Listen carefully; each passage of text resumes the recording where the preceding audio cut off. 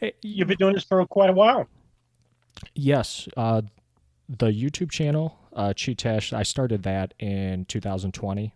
Um, I thought it was in an interesting idea to do book summaries of books that I got a lot of value from, and Sure.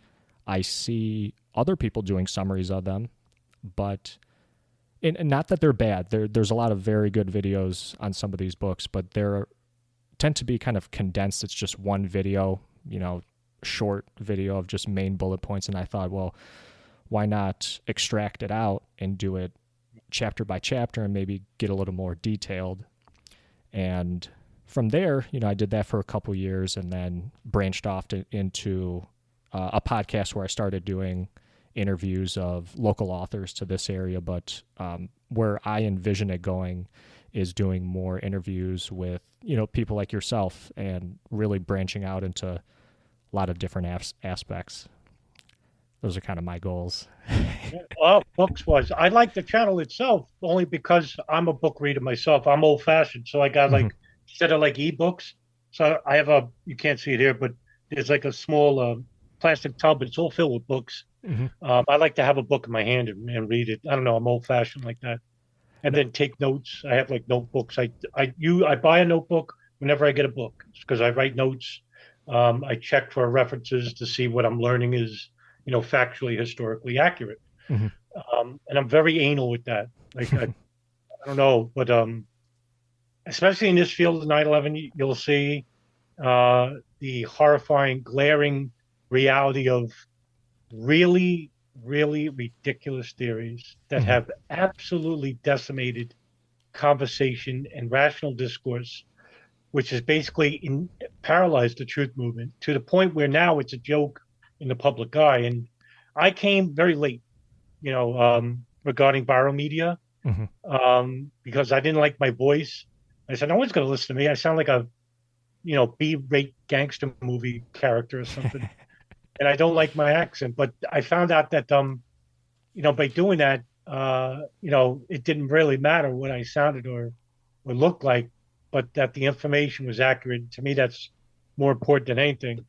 And that's what I try to do anyway. So that's why I built up the channels that were, to the current day. It took a while, but it's I'm not looking for popularity or money from it. I feel it's a duty of a private citizen to inform other private citizens of what of information. Nice. So that's why I did it in the beginning to begin with.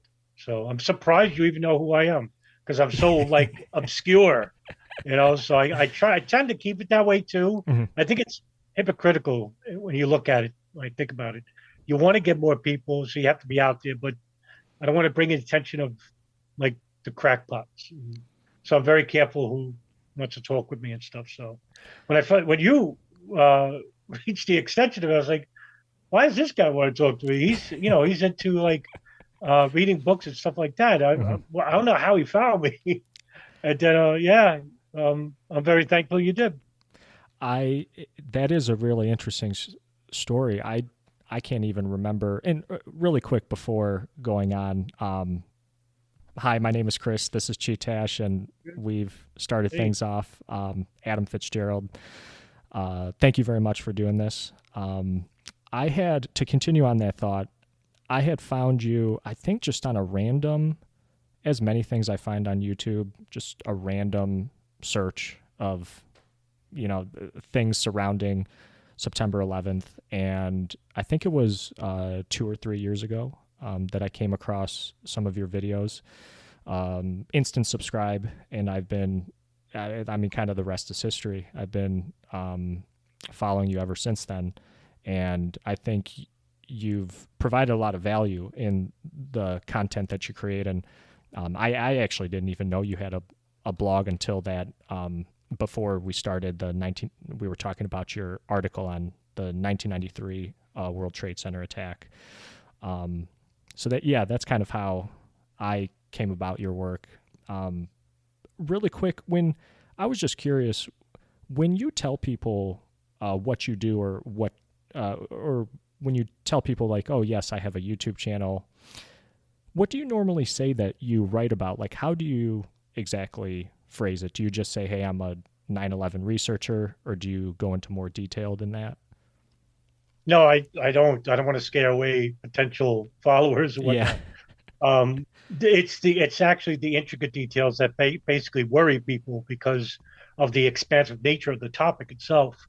Usually, I'll explain it in the way I told my coworker. She knows what I do is basically, I told her that I am a geopolitical 9/11 researcher and scientist, and I basically tell her where to go to find my stuff, and I want to hear her feedback. Mhm. So I don't tell them really too much. I just give them a little bit, and I want them to make up their own minds, what they see and possibly learn from my channel.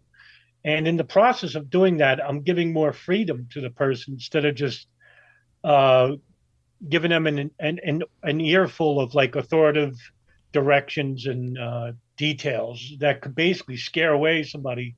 Oh wow, that involves all that. I just basically people are pressed for time. I'm not. I'm single. I don't have children, but people who have families and people who have don't have much time in their hands basically want to learn as much as that window affords them as possible.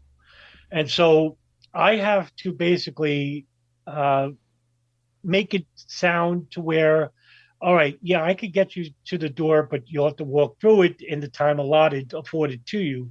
So what do I do is basically give them just the minutia details and then let them traverse on their own. It really depends on the person, how much they want to delve into. Some people don't have, like I said, the time before the meet, so I can just go on and on and on. But Mhm. by basically going up to the average person and basically saying, "Yeah, hey, listen, I study Middle East foreign policy, Middle East culture, radical fundamentalism," all of a sudden now the person goes like, "All right, that's it's too much," Mhm. and you automatically lost the person before you even found them to the door. So that's what I usually do. I give them the very minutia basics and let them make the decision how far they want to go. Do you get a lot of people that ask you, it's 2000, now it's 2023, September 11th happened 2001. It's been 20 plus years. Do you get people asking you like why are you still researching this? What more can we learn from this event that happened so long ago now? Yes, I get this now more than ever because of the time period we're in. Mm-hmm. And I wish I started my channel 10 years ago. I would have had more attention to it, but better late than never.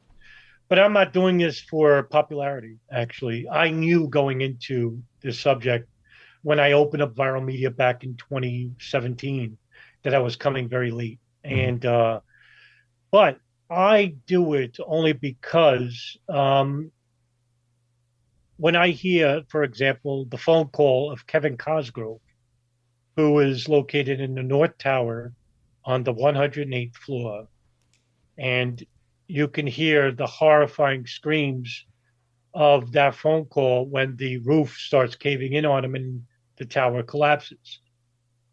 And what I'm trying to do with my minuscule channel at best is try to raise awareness with the public consciences about the actual conspiracies involved with this crime and the information that is actually not public to you or not made available to you in the way it should be by the federal government or legacy media. There's a mixture of both worlds. I tend not to go with what they call the official narrative, whatever that is. Uh, I always ask people what the official narrative is, and I get various answers to it. That's why I always ask that. And also, I don't cater to the more ridiculous theories attributed to it, which is basically hurt, uh, say, the 9/11 truth movement in the public consciousness. When people say, for example, that there were no planes in the sky or that the hijackers are still alive. There's various ridiculous theories. And what this does basically just caters to a small fringe popularity, but also dissuades from having anybody else want to do anything with it because of the ridiculous nature involved with it because they already generalize and say, "Wow, that's what the 9/11 truth movement's about." So it basically hurts the truth movement in the public eye. And so what I try to do is bring back a lot of sensibility by just providing information. In fact, it could be any point in history that every person on the face of this earth has a duty to basically inform the public about what is right and what is wrong, what's moral and what's unsound. And you would hope that everybody, or the most of everybody, would basically agree with this perception. But unfortunately, it's not, especially with 9/11. Basically, you have two competing parties, and that is a almost like the debunkers and truthers war. The debunkers generally go by the very basic official narrative story, where the truthers go on the fringe aspect of the truth movement, basically pertain to the more ridiculous theories. And they have the biggest voices. And so this actually reflects to them to the outside. And when they see this, the public basically say, well, it's a mess. I don't want nothing to do with it. If we had a lot of people basically that just catered to their outside of their own biases and worldviews and just report the facts, the information, we wouldn't be having this problem. In fact, we wouldn't be having much problems that we face today. And so yeah, I try to be as unbiased, unblemished, undeterred in regards to reporting information. In fact, I'm very bland. That's why I don't I'm not sexy enough to the public, but just right for certain people to basically say, all right, this guy, hopefully that's what I'm seen to be. I don't know what I am to the public, but I'm hoping that's the view that they take me, that, oh, this guy, he's straight edge, he's reputable, and that's what I strive for. I strive for the victims of 9/11, and I strive for informing the public, which is my duty to do so. In speaking of information, because I had reached out to you, oh gosh, it was over a month ago, and if you remember, I had mentioned I'd like some time to like research myself. Pretty much, my research consisted of the material that you present on your Medium page and your YouTube channel, as well as, and I have a copy here of the 9/11 Commission report that I purchased. Is it bad that that is really like the only written source that I used in my research, or are there other sources that are better, or like additional sources besides the commission report for people who research this topic? There's very few, but the one book that possibly could basically be the devil's advocate to the report would be the book that I consider the best book I've ever come across. And that's Paul Thompson's book called The 9/11 Terror Timeline. And basically, all it is basically a huge text of news articles in chronological order. So what Paul Thompson did was the right thing. He basically allowed for the chronological, for the written document in history to basically tell the story about what took place in the days before 9/11, on 9/11, and after 9/11, without any of his thoughts and opinions of his own. It's a very unique book in that regards. And I'm so fortunate that was the very first book I ever read, only because it was so big, and the face to it is very glaring. It's red. It has Bush, Obama's face, has everything on there. Osama bin Laden's face on there. So yeah, it really struck to me. And then when I remember buying it in Borders in Nevada, Las Vegas, and basically I read the whole book within less than a month. I was engrossed with it because it basically gave me the idea to basically look at these events and see 9/11 as a puzzle. So basically, you go with every incident in history, there's always a beginning, and in order to move forward, you have to go backwards. So basically, that's what I did, and I took that model for myself as well. I didn't want to be Paul Thompson, so I took his idea and basically wanted to grow on it, which is probably what he would like for the public to do anyway. And so I did. And basically, I'm not as thorough as him. I consider him the best in the world, along with Nelson Martin's DJ Thermal Detonator he goes by. Um, and people like Ray Nowinski and Kevin um, um, Kevin Fenton. There are very few others, but there's not many. There's not many books out there I would recommend, but that would be the book to read. There's also another book that was written by Philip Sheenan, and it was called the 9/11 Omissions Report. I have not read that. It's in my Amazon basket, but that is the book that basically would be contradictory to the 9/11 Commission Report. But I want to make something very clear is that certain people in the fringe movements will basically tell you that the whole book that you have there is a lie. But when I become very anal with them and say, well, did they get the date right? Well, yeah. Okay, then the whole book isn't a lie.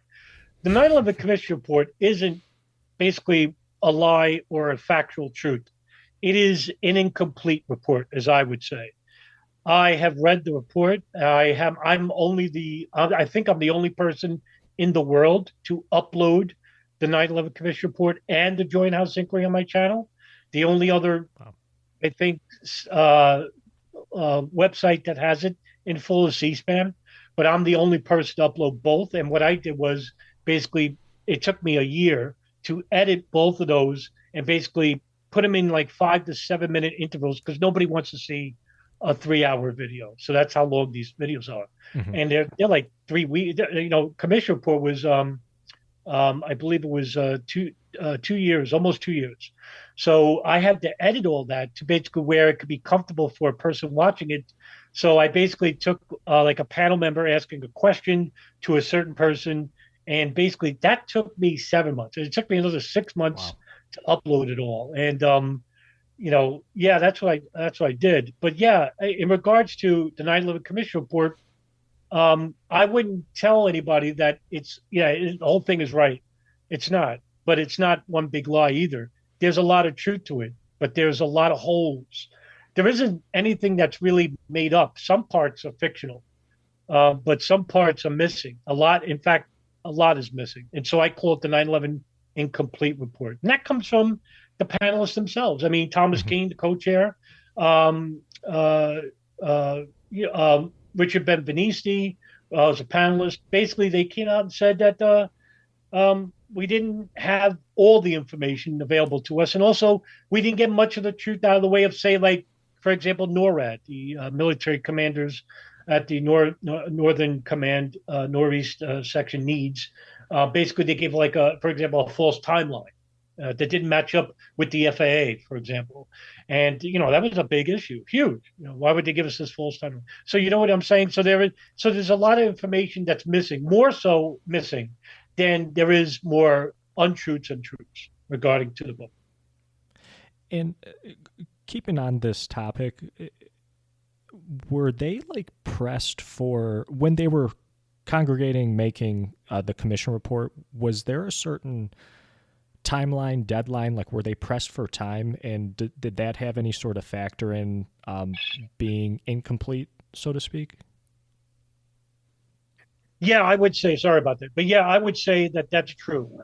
Now, at first, the Bush administration basically said that they would not actually support this inquiry. And what happened was there was a lot of pressure from the 9/11 Steering Committee, which is basically a committee of family members and activists that got together and pushed the Bush administration to open up a congressional inquiry. Then, when the pressure became so strong, it basically they pressured they created this commission under pressure. And at first, they weren't getting enough funding. And then when they got, I think it was $3 million to create this commission, basically they gave them a deadline to do it. And the deadline really acted as the State Department's pressure point, saying, "All right, we'll give you the minimum funding and efforts as possible in helping along this commission, but you got a date and then it's over." And so what this did was basically rush the commission, which was, created in 3 months' time.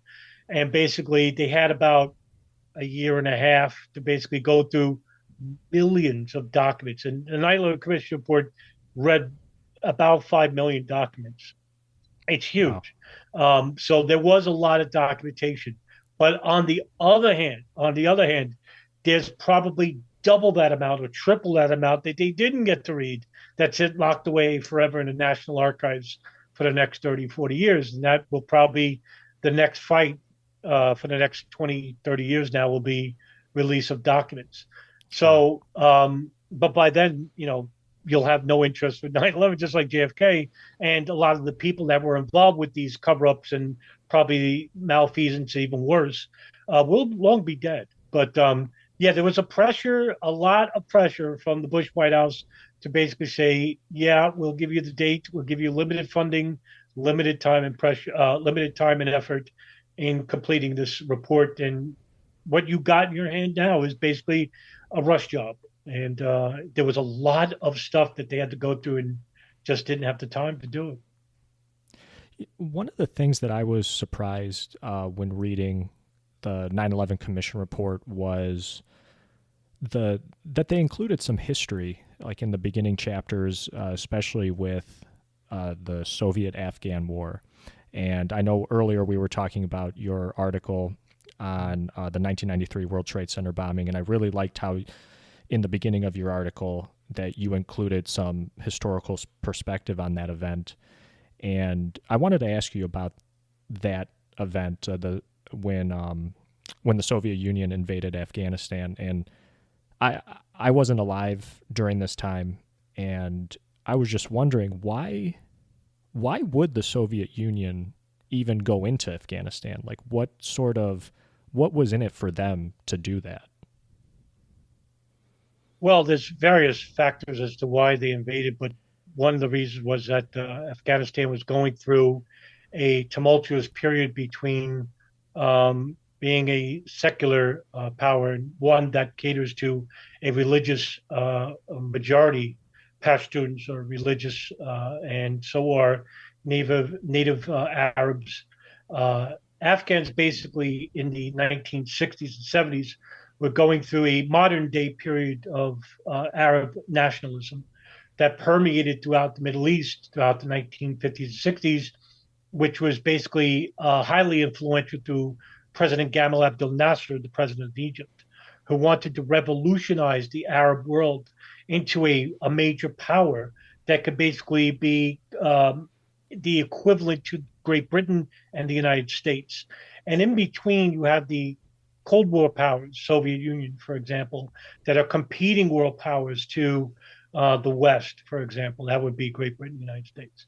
And so with this comes a very volatile relationship. And so Afghanistan was basically a battleground in between. And so the Soviets basically saw an extension of the empire and basically wanted to extend into Afghanistan, but not militarily at first, through their universities, through their businesses, by supplanting any type of worldview with communism and socialism. And this actually worked in their favor. Actually, there wasn't any type of religious fundamentalist extremists existing at this time. Any type of extremist was through the Muslim Brotherhood, which was basically being subjugated by the Arab nationalists like Gamal Abdel Nasser in Egypt and imprisoned for long periods of time and tortured. But nobody really heard of these groups, and basically they were a very silent voice. But after a while, the United States saw what was happening and basically wanted to put a halt or a stop into this extension. And India, for example, and Pakistan were worried that they would be next because they're neighboring countries. And so a lot of this pressure came back to the United States and led by President Carter through his national security advisor, Zbigniew Brzezinski, basically warned that the Soviet Union could threaten into the Arab world and threaten the largest untapped oil reserves in the world, which was the Caspian Sea, which is north of Iran. And they basically put an outline. In fact, Brzezinski would write a book which is influential with foreign policy at the time, which was called the Grand Chessboard. And basically, what he outlined was that the United States had to be the sole superpower in order to expand its empire. But in order to do that, it had to stop the influence of the Soviet Union in the Arab world, and starts with Afghanistan. And so the United States basically drawing up plans on how to commit um, to not just a covert operation, but it had to go and involve Pakistan, for example, because Pakistan is the only country that basically would allow Afghans would allow for foreign non-governmental organizations or for official government organizations like the CIA to put weapons and funding in the hands of militants. Because throughout the 1970s, the Soviet Union saw that there was a religious minority in Afghanistan that was pushing back. And this led to violent, bloody clashes with the Pashtun minority and the Soviet and the communists that were uh, um, influential in the region.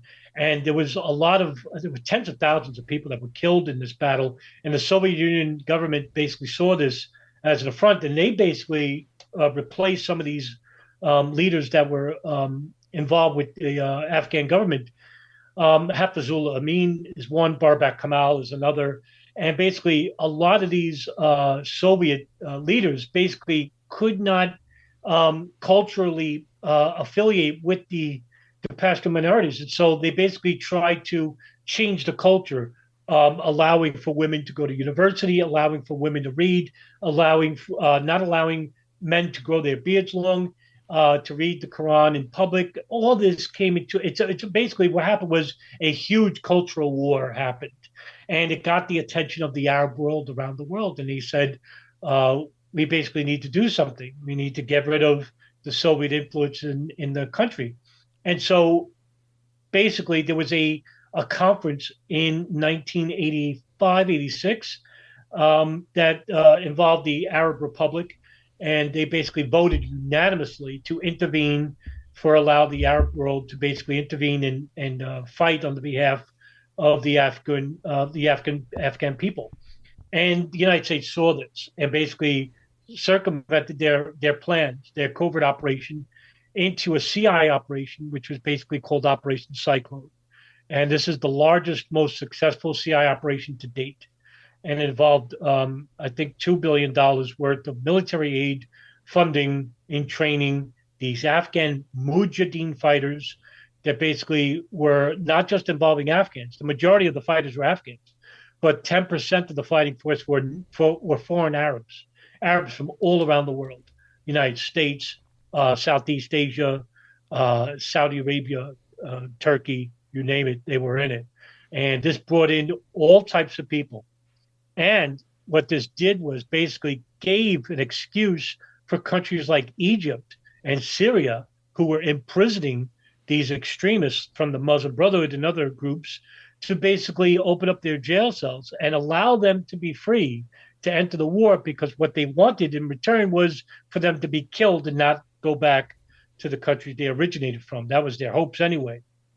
But that's how that war began, and there's a lot of fingers in that pie. So Mm-hmm. you basically can't just point to one country and basically say that's what happened. But it's a very complex situation. But that's the gist of it. Do you think from that conflict, that's kind of where we get the radical like fundamentalism and these terrorist groups? Is it kind of birthed from that conflict? Well, it's the catapult, I would say, of radical extremists. But there was a buildup in order to make it more sense. There was throughout the 1970s, Saudi Arabia was becoming a huge monolith in the Arab world, and this is what was called the oil boom for the country. The United States basically began a partnership with the country in 1938. I'm sorry, 1932, which basically expanded even further when the United States began to regulate the oil market, and trillions of dollars of U.S. money began flowing through these oil reserves.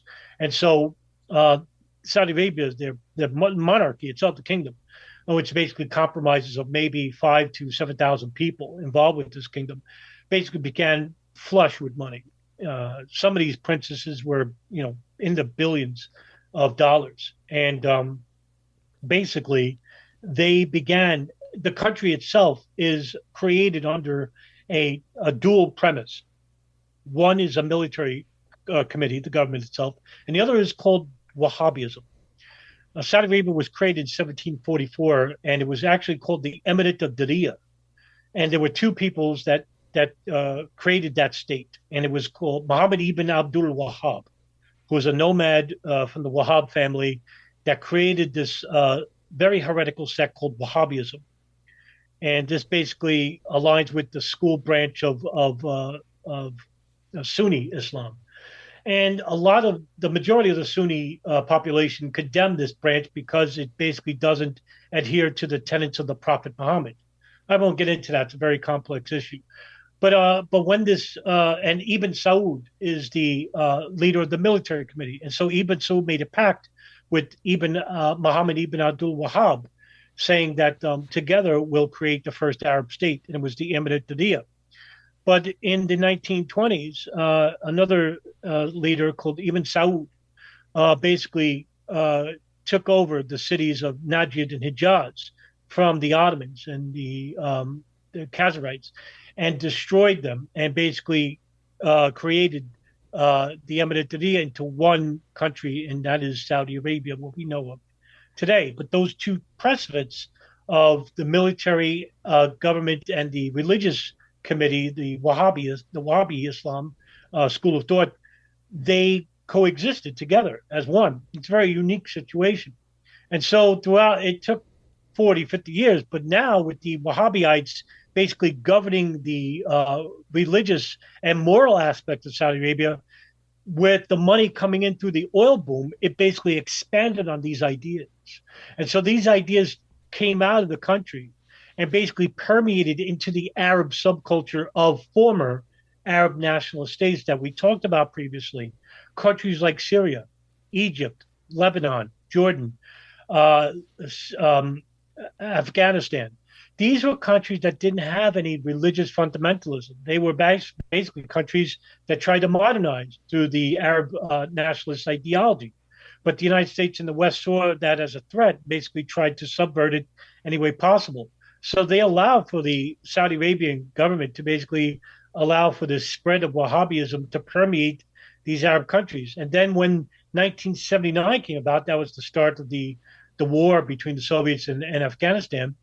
Well, that wasn't the only incident that took place there. You had the Iranian Revolution led by the Shia-controlled mullahs in Iran, and you also had the Grand Mosque seizure in Saudi Arabia, where the religious fundamentalist led by Muhammad al-Khattabi, who basically saw himself as the next Mahdi, the next appearance of the prophet appearance, and basically took over one of the largest mosques in the country, and basically forced the kingdom to basically stop allowing for Western ideals to influence the culture and go back to, being a totally religious fundamentalist state through Wahhabism. And all this played a factor. And all of this birthed the groups that we see today, groups like Abu Sayyaf in the Philippines, Jemaah Islamiyah in Indonesia, Boko Haram in North Africa, and of course Al Qaeda, which is now only existing in the Arabian Peninsula. But at the time, all these groups you never heard of and nobody else has. But what they didn't realize was that through the very influential Saudi princes and through Operation Cyclone, what happened was when you have a bunch of money coming in from, say, the United States and Great Britain and the West, and all these billions of dollars go to military aid and funding and training of these religious fundamentalists that come from all these countries that basically gave like all these fundamentalists a new ingredient to basically a newfound vigor to basically extend outside of Afghanistan and try to create a caliphate of sorts. And so whether the United States basically realized that or not, but they probably saw the enemy, as say the old adage, the enemy of my enemy is my friend. So in other words, we'll give these religious mullahs individuals and groups all the funding needed to get rid of a superpower, which is the bigger threat. And so when the Soviet Union retreated in 1989, whether the United States knew it or not, I'm leaving that door open. All these people went back home to their home countries with the newfound vigor, newfound ideology, and the training and funding that they received, and went back and created their own groups and basically uh, supported and propagated this Wahhabi ideology back in the United States, back in Southeast Asia, back in Great Britain, and sooner or later it created a bomb of these groups. And most notably, the biggest victim of all was the United States. And we could get into that in time. In one of these people, Osama bin Laden, um, what? And I know he was Osama bin Laden was Saudi Arabian. When did do we know, or I guess a better question, did he have a large role in that Soviet-Afghan war that we know of? No, in fact, not Arabs only, like I said, Arabs all basically they made up approximately 10% of the fighting force. Afghans did not like Arabs, but they only allowed them to enter the war because, according to the old Afghan adage, Arabs are good only for death. So they basically saw them as a means to an end. And if they're willing to fight on the cause of Afghanistan, so be it. Mhm. But the bin Laden basically didn't have a very big influence in the war. He's actually known throughout only because that here's a guy who comes from a very, very influential family that is not involved with the monarchy, but is probably the most powerful family in the Saudi Arabian subculture that's not affiliated with the kingdom.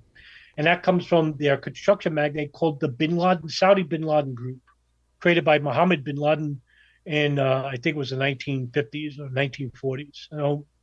Don't quote me on the date of the year they started, but they are the ones that basically redesigned Mecca and Medina.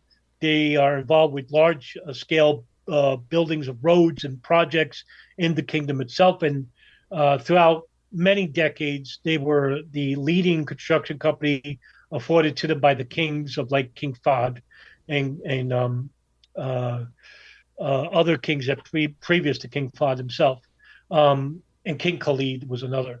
So basically, Osama bin Laden lost his father in an airplane accident, of all things. So what happened was bin Laden was without his father, and he was without direction early in his life. And so when the Soviet invasion of Afghanistan began, he saw a calling. And so there was an imam, a preacher that was at university of King Ibn Saud University, King Abdulaziz University, where bin Laden was actually studying engineering, and basically saw this preacher preaching, and his name was Abdullah Yusuf Azam, and he would have a huge influence in the Saudi war later on. And bin Laden was enamored by him and was invigorated by his oral dictation of jihad. And so bin Laden saw the Afghan war as something that a calling to him. And so he offered to the Arab world, because the Arabs were not getting any type of real backing from the Afghan warlords there. Afghan warlords are very notorious for being very culturally bedridden to their own specific sects. But there were two Afghan warlords that allowed Arabs into their ranks, and they were Abdul Rasul Sayyaf and Jalaluddin Haqqani. And Jalaluddin Haqqani created another group later on that was an offshoot of the Taliban called the Haqqani Network. But Abdul Rasul Sayyaf was one of the biggest warlords in Afghanistan, only next to Gulbuddin Hekmatyar. And so he had a wide range influence. And throughout his influence, he saw the benefits of the Arabs and saw the benefits of jihad through Abdullah Azam. And so he invited Abdullah Azam to come into the war and basically influence the Arab world to come more people, would be more beneficial for the fight. And so Azam basically invited bin Laden.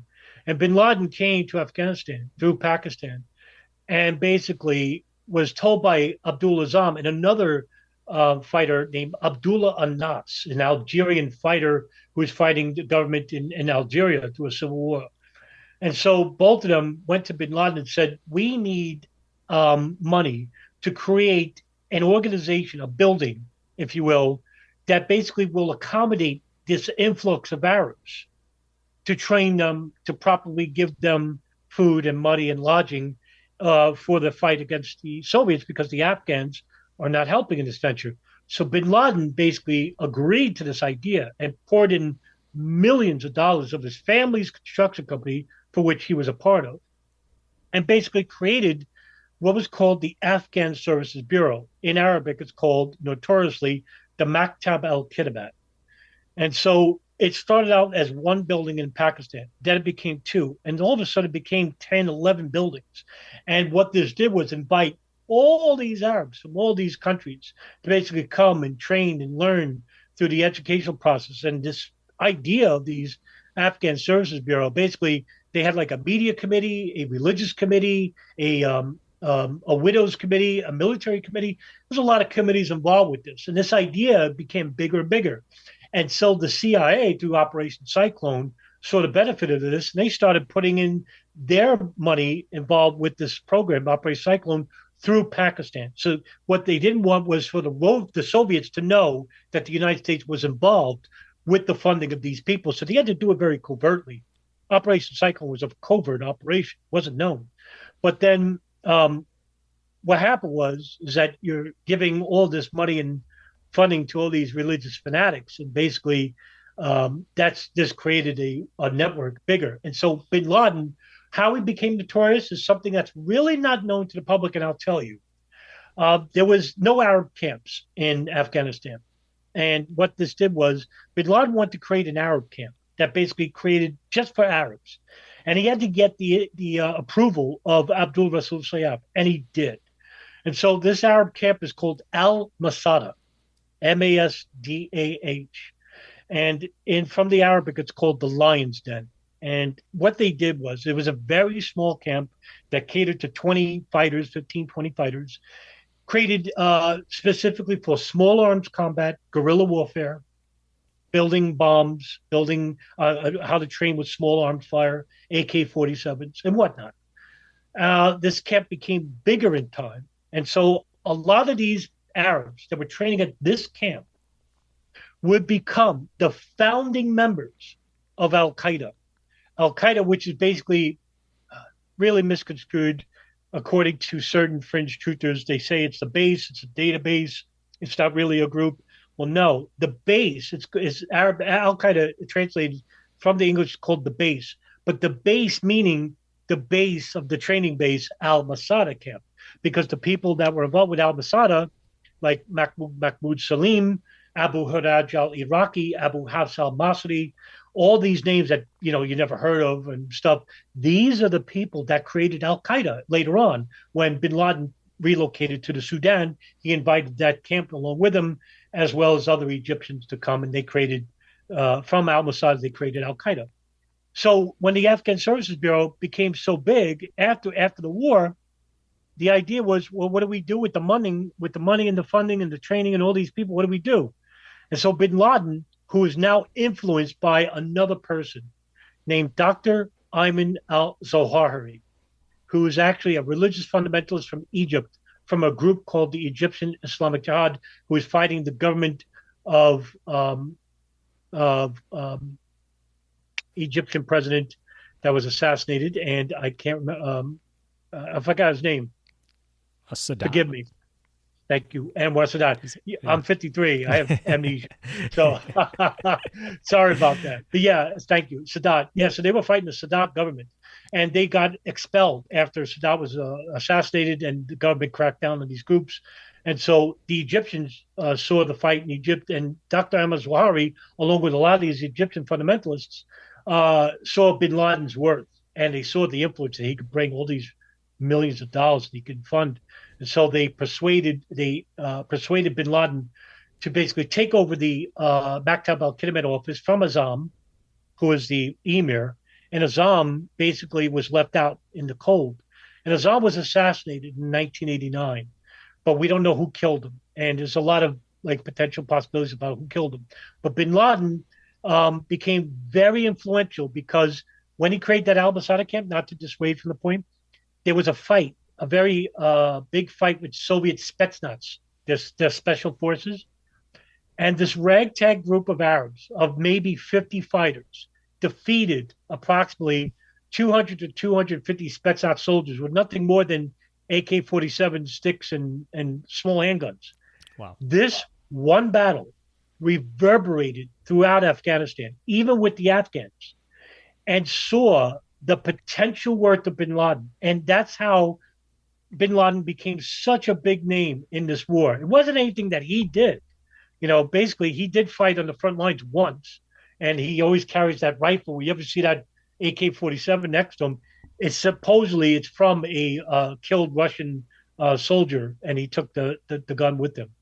But that's how bin Laden became a big name in Afghanistan, was through that battle of Al Masada against the Spetsnaz soldiers. But that's not known in the public sphere. I learned that from a couple of books, one of them being Al Qaeda in Afghanistan, written by Ann Stevenson, and Arabs at War in Afghanistan by Mustafa Hamid. Two the best books on the creation of Al Qaeda and the Arab influence in Afghanistan in the world, I think. But that's how Al Qaeda was created, and that's how bin Laden became a very big name. It was from that war and also the takeover of the Maktab al-Kidman. That's how he became big.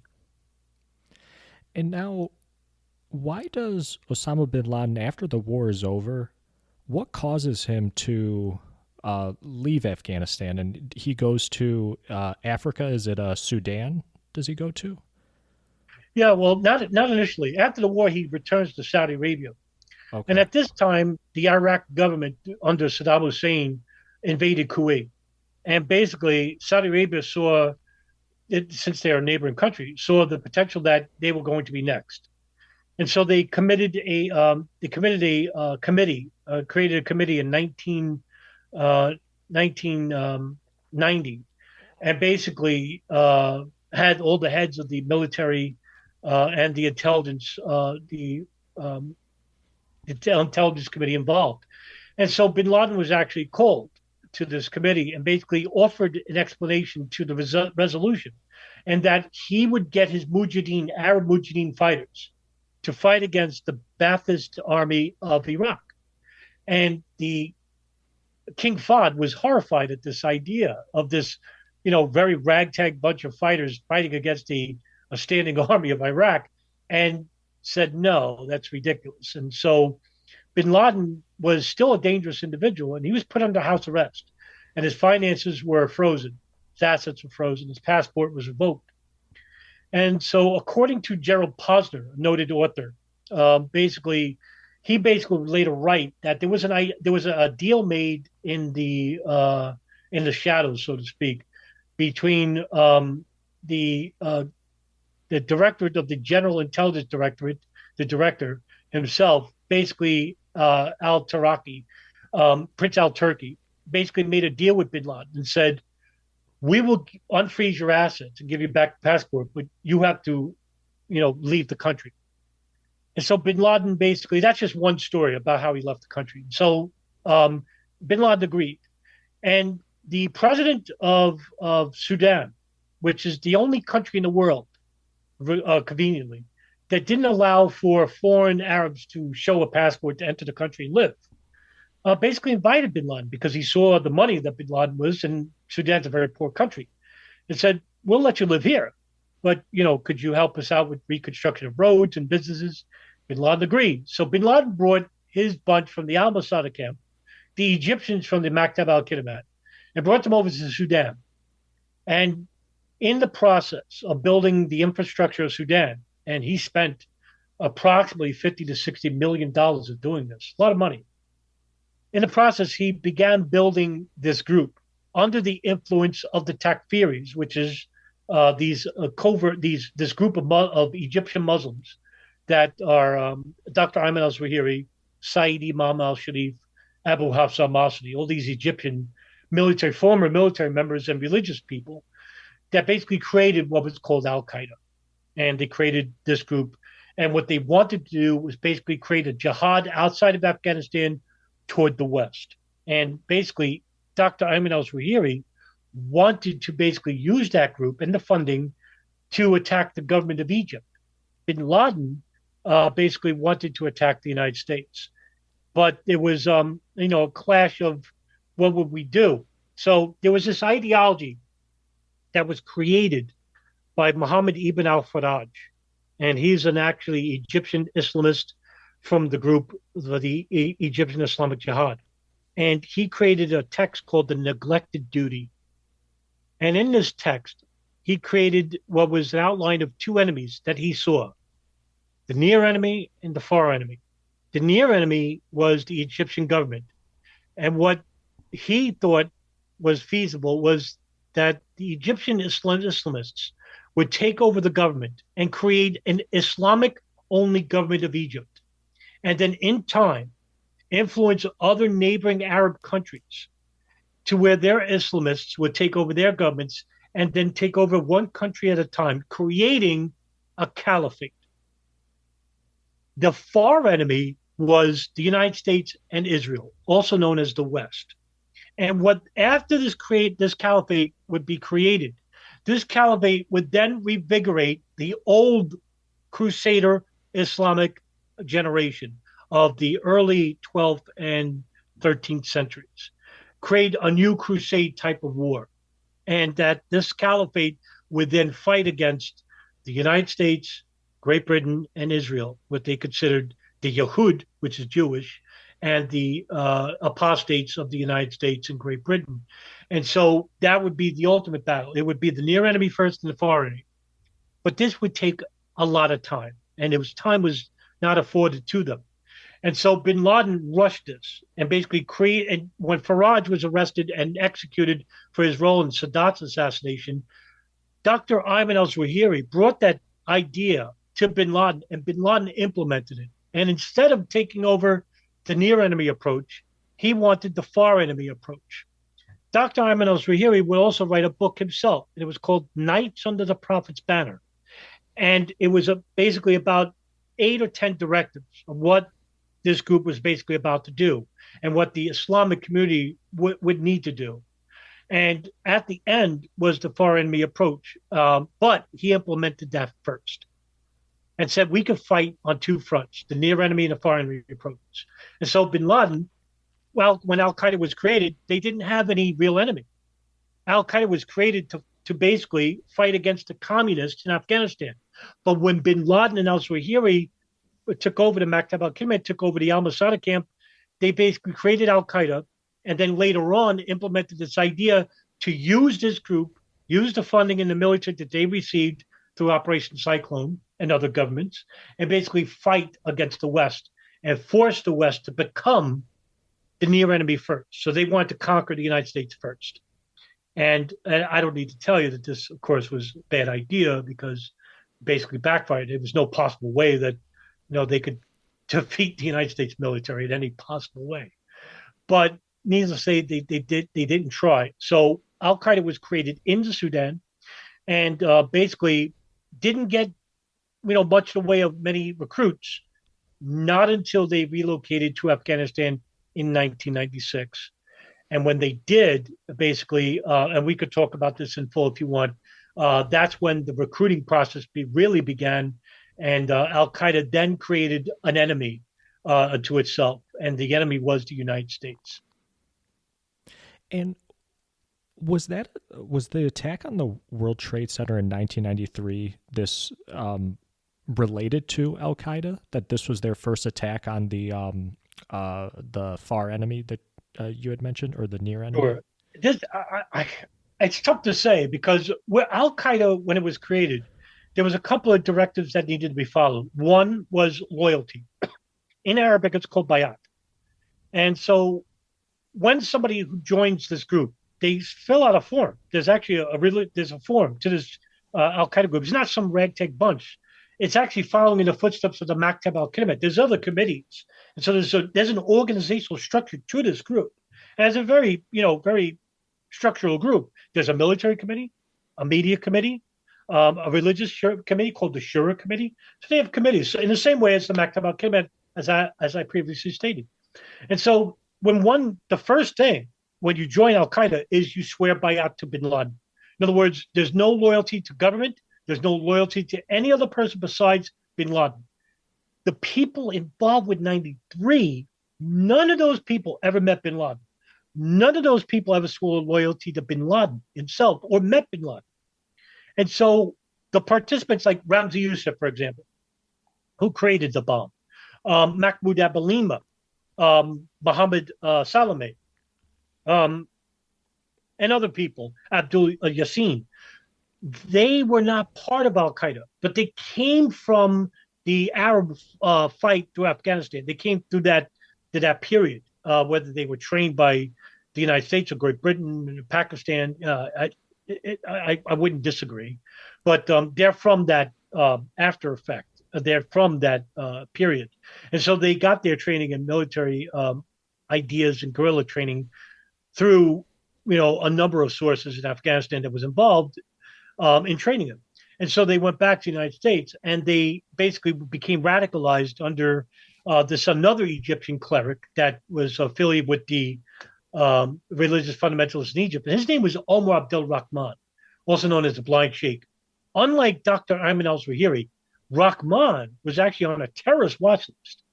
And he was on a global terrorist watch list. He was known throughout the world. He was also known as the Blind Sheikh. He's blind.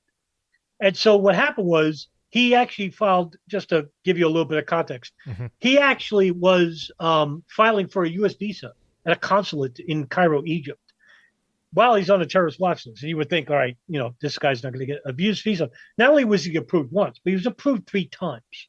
Wow. And while this was happening, in the consulate in Egypt, there were CIA officers dressed as consular officers that approved his visa all 3 times. And so he was under house arrest in Egypt. He actually was taken out in the washer, like a washing machine, make believe that they're moving property off his house. And so he escaped Egypt this way, and he enters the United States on a full-blown approved U.S. visa while on a terrorist watch list. Absurd. CIA would later claim in a New York Times article stating that we had no idea who he was and we had no idea he was on a watch list. So that means they give out U.S. visas to anybody. So anyway, he comes to the United States and immediately begins influencing this member of a Brooklyn and New Jersey mosque. The New Jersey mosque is called the Masjid Al-Islam Mosque, and in Brooklyn, Al-Farouk. But the CIA has been involved with Al-Farouk Mosque because upstairs from it was a place called the Al-Kifa Refugee Center. And that was the official building of the Maktab al-Khidmat, the only official building in the United States. There were other refugee centers in other parts of the United States, like Arizona, Detroit, but they didn't have a building, an actual building. This building was known to the CIA. They began funding money through this organization, began funneling money through charities, and Rahman basically circumvented all this money. Instead of going through the rebuilding process of Afghanistan, now using that money to basically create this religious fundamentalist group in Brooklyn, New York, through the Al-Farouk Mosque. And so this group that's from Afghanistan, that's now in this mosque, and New Jersey as well, basically were the elements of creating the bomb that was used in the World Trade Center in 1993. Here's a catch, though. There was an FBI informant. Well, not an FBI informant, but he was also a New York Police Department informant as well. His name was Imad Salem, another Egyptian, by the way.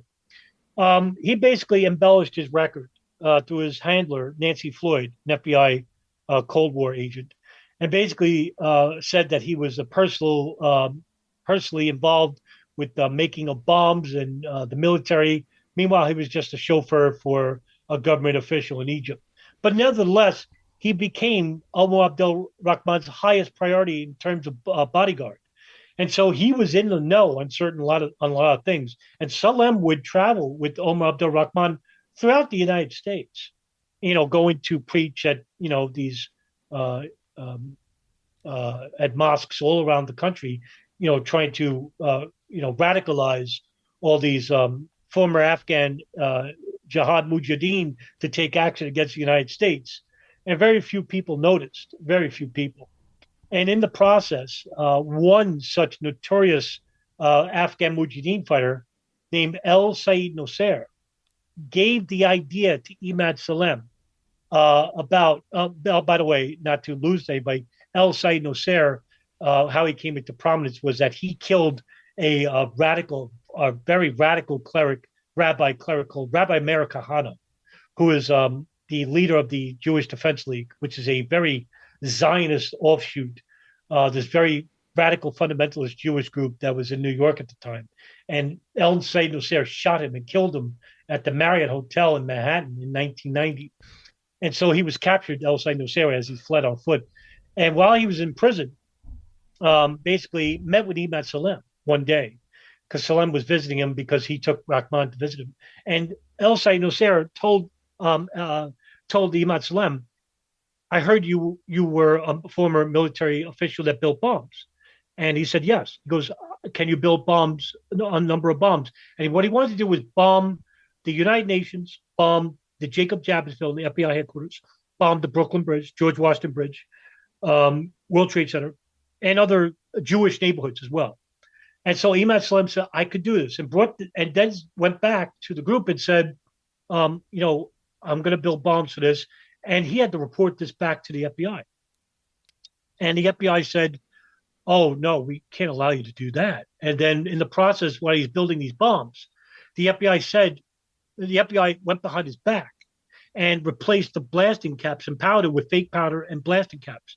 Imad Salem found out and said, you're going to blow my cover and I'm going to get killed because I have family in Egypt and Rahman's, massive influence could kill my family. So they went back and put the blasting caps and powder back. And so the FBI said, we need you to wear a wire then, basically, we don't want to put these people away. And Salem said no. And the FBI grew really dissatisfied with him. Salem wasn't getting much money. And he complained about this. I think he was getting like $500 a week or a month or whatever. Wasn't much. And the FBI grew very jealous of the relationship between Nancy Floyd and Imad Salem. And here, the FBI blew this because Salem was the only person, and this is huge, because Salem is the only person that basically infiltrated this very dangerous group that wasn't given much attention by anybody, but the danger was there. And Salem warned the FBI, warned the Joint Terrorism Task Force in New York about the danger of Rahman, about the danger of this group, what they wanted to do, and the FBI kicked him out. And what they did was they invited Rahman. This is one source, was that Rahman called Pakistan and invited a bomb maker to come to the United States and help build a bomb. And that's how Ramzi Youssef came to the United States. And there's I won't get into about the whole story of Ramzi Youssef. Ramzi Youssef then built a bigger bomb. And this bomb was a urea nitrate bomb. And that was the bomb that was used for the World Trade Center. There's this big misconception about, the FBI built the bomb. I'm sure you heard of this. But no, the FBI didn't build the bomb. They were building the bombs for the initial bombing of the neighborhoods. When that plan was scrapped because Imad Salem was kicked out as an informant, in came Ramzi Youssef. They built a bigger bomb that was used. It was a urea nitrate bomb. And Imad Salem didn't know how to build a bomb. So, but Ramzi Youssef, through the help of another person who was more adept at bomb making, Ahmed Ajaj, who, by the way, was working for Israeli intelligence at the same time, was helping to build the bomb the World Trade Center. Wow. And you said Ramzi Youssef was not part of Al Qaeda? Not technically. I mean, there are competing authors that would disagree. And one of them is a very prominent author, one I heavily respect and learned so much from, Peter Lance, would basically say that these were Al Qaeda members. I think former FBI agent Ali Shufan would say these are Al Qaeda members. That's a tough one because none of them ever met bin Laden. None of them ever swore bayat loyalty, which is needed to join Al Qaeda. To say that they were Al Qaeda, I would argue, I would disagree. I would say that they're affiliates, but they weren't Al Qaeda officially.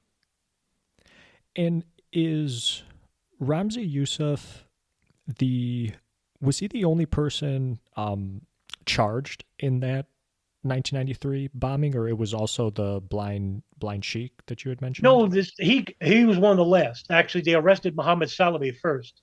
Salameh, after the bombing, 2 days later, because the bomb was hidden inside a Ryder truck. He rented the Ryder truck.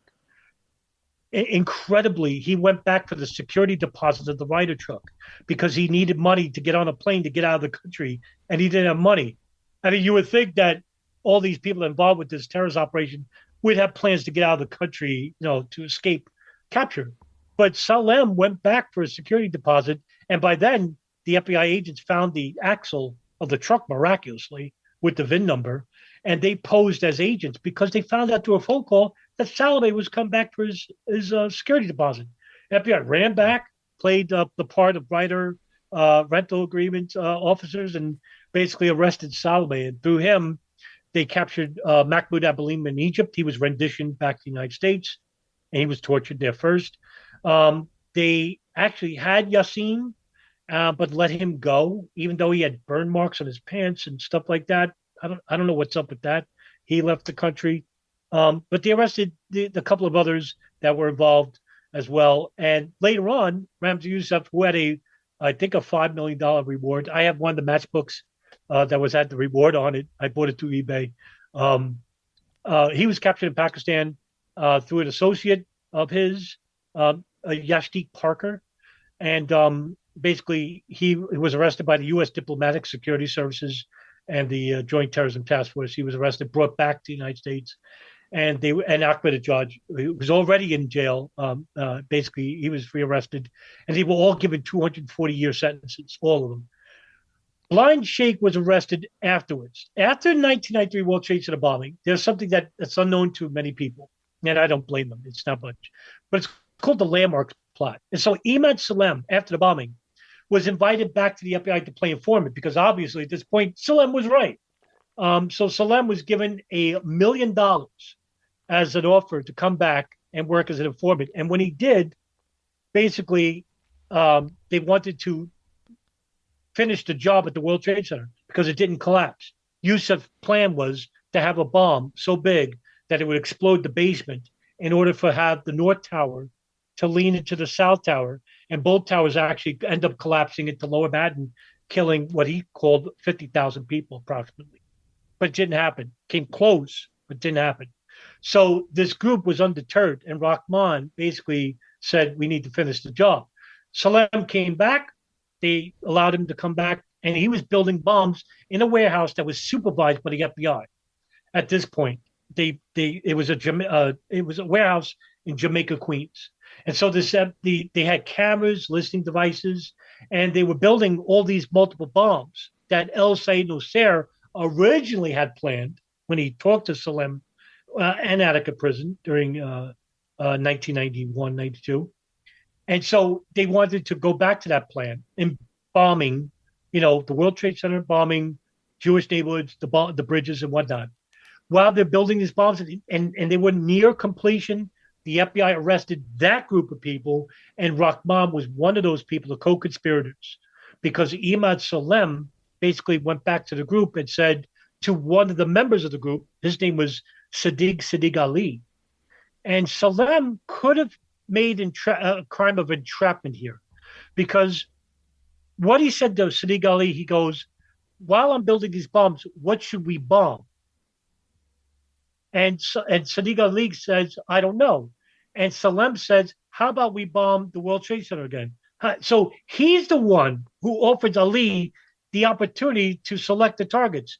But that's entrapment. But the FBI basically arrested Rahman because Salem recorded Rahman as saying that, according to them, we need to bomb an army military base in New York. And he basically, because Rahman can't see, he had a recording device in a briefcase, Salem, and he put the briefcase right near to the ear. Very smart to do that. But basically, that's how they captured Rahman. And he was given a life sentence in the United States. And that's how they arrested Rahman.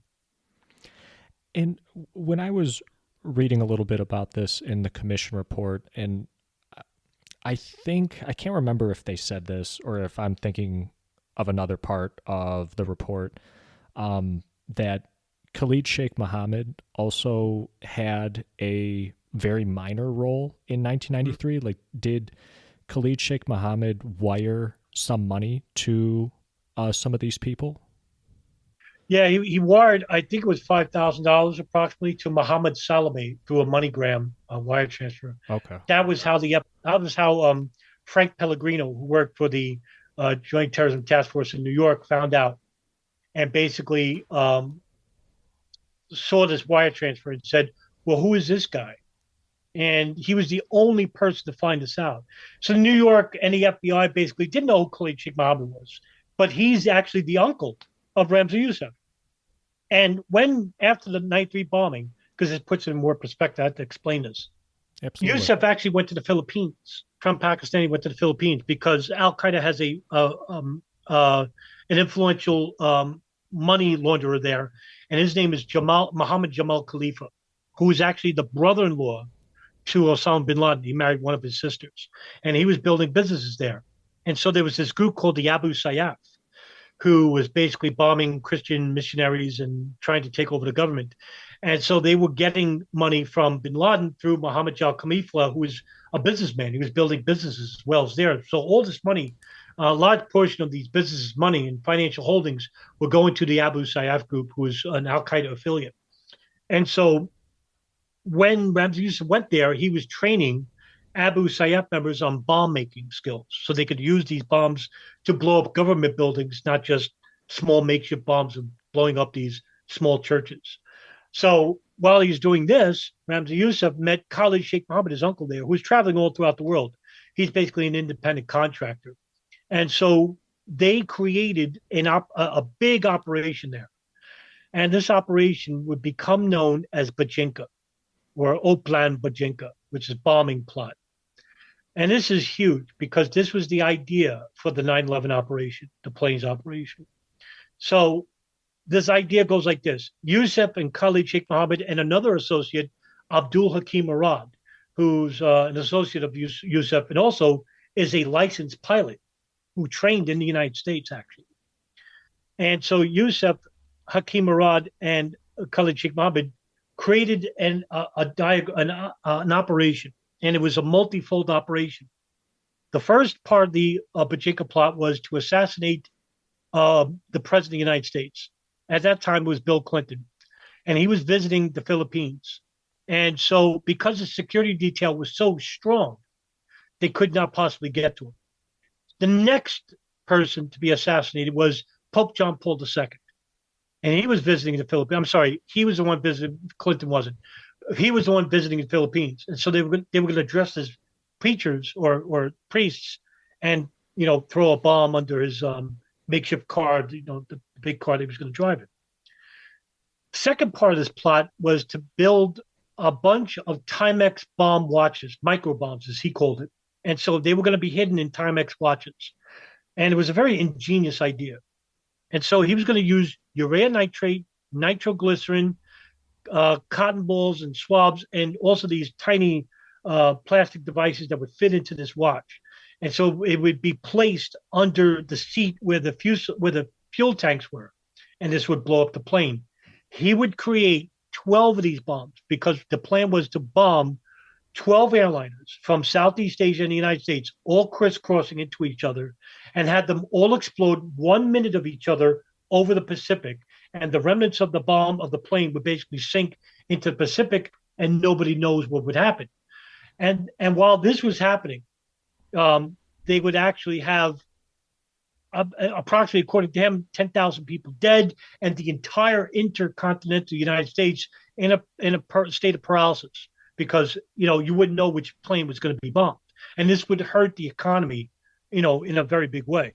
There would be no travel around the world. It would just destroy the economy, basically, really hurt it.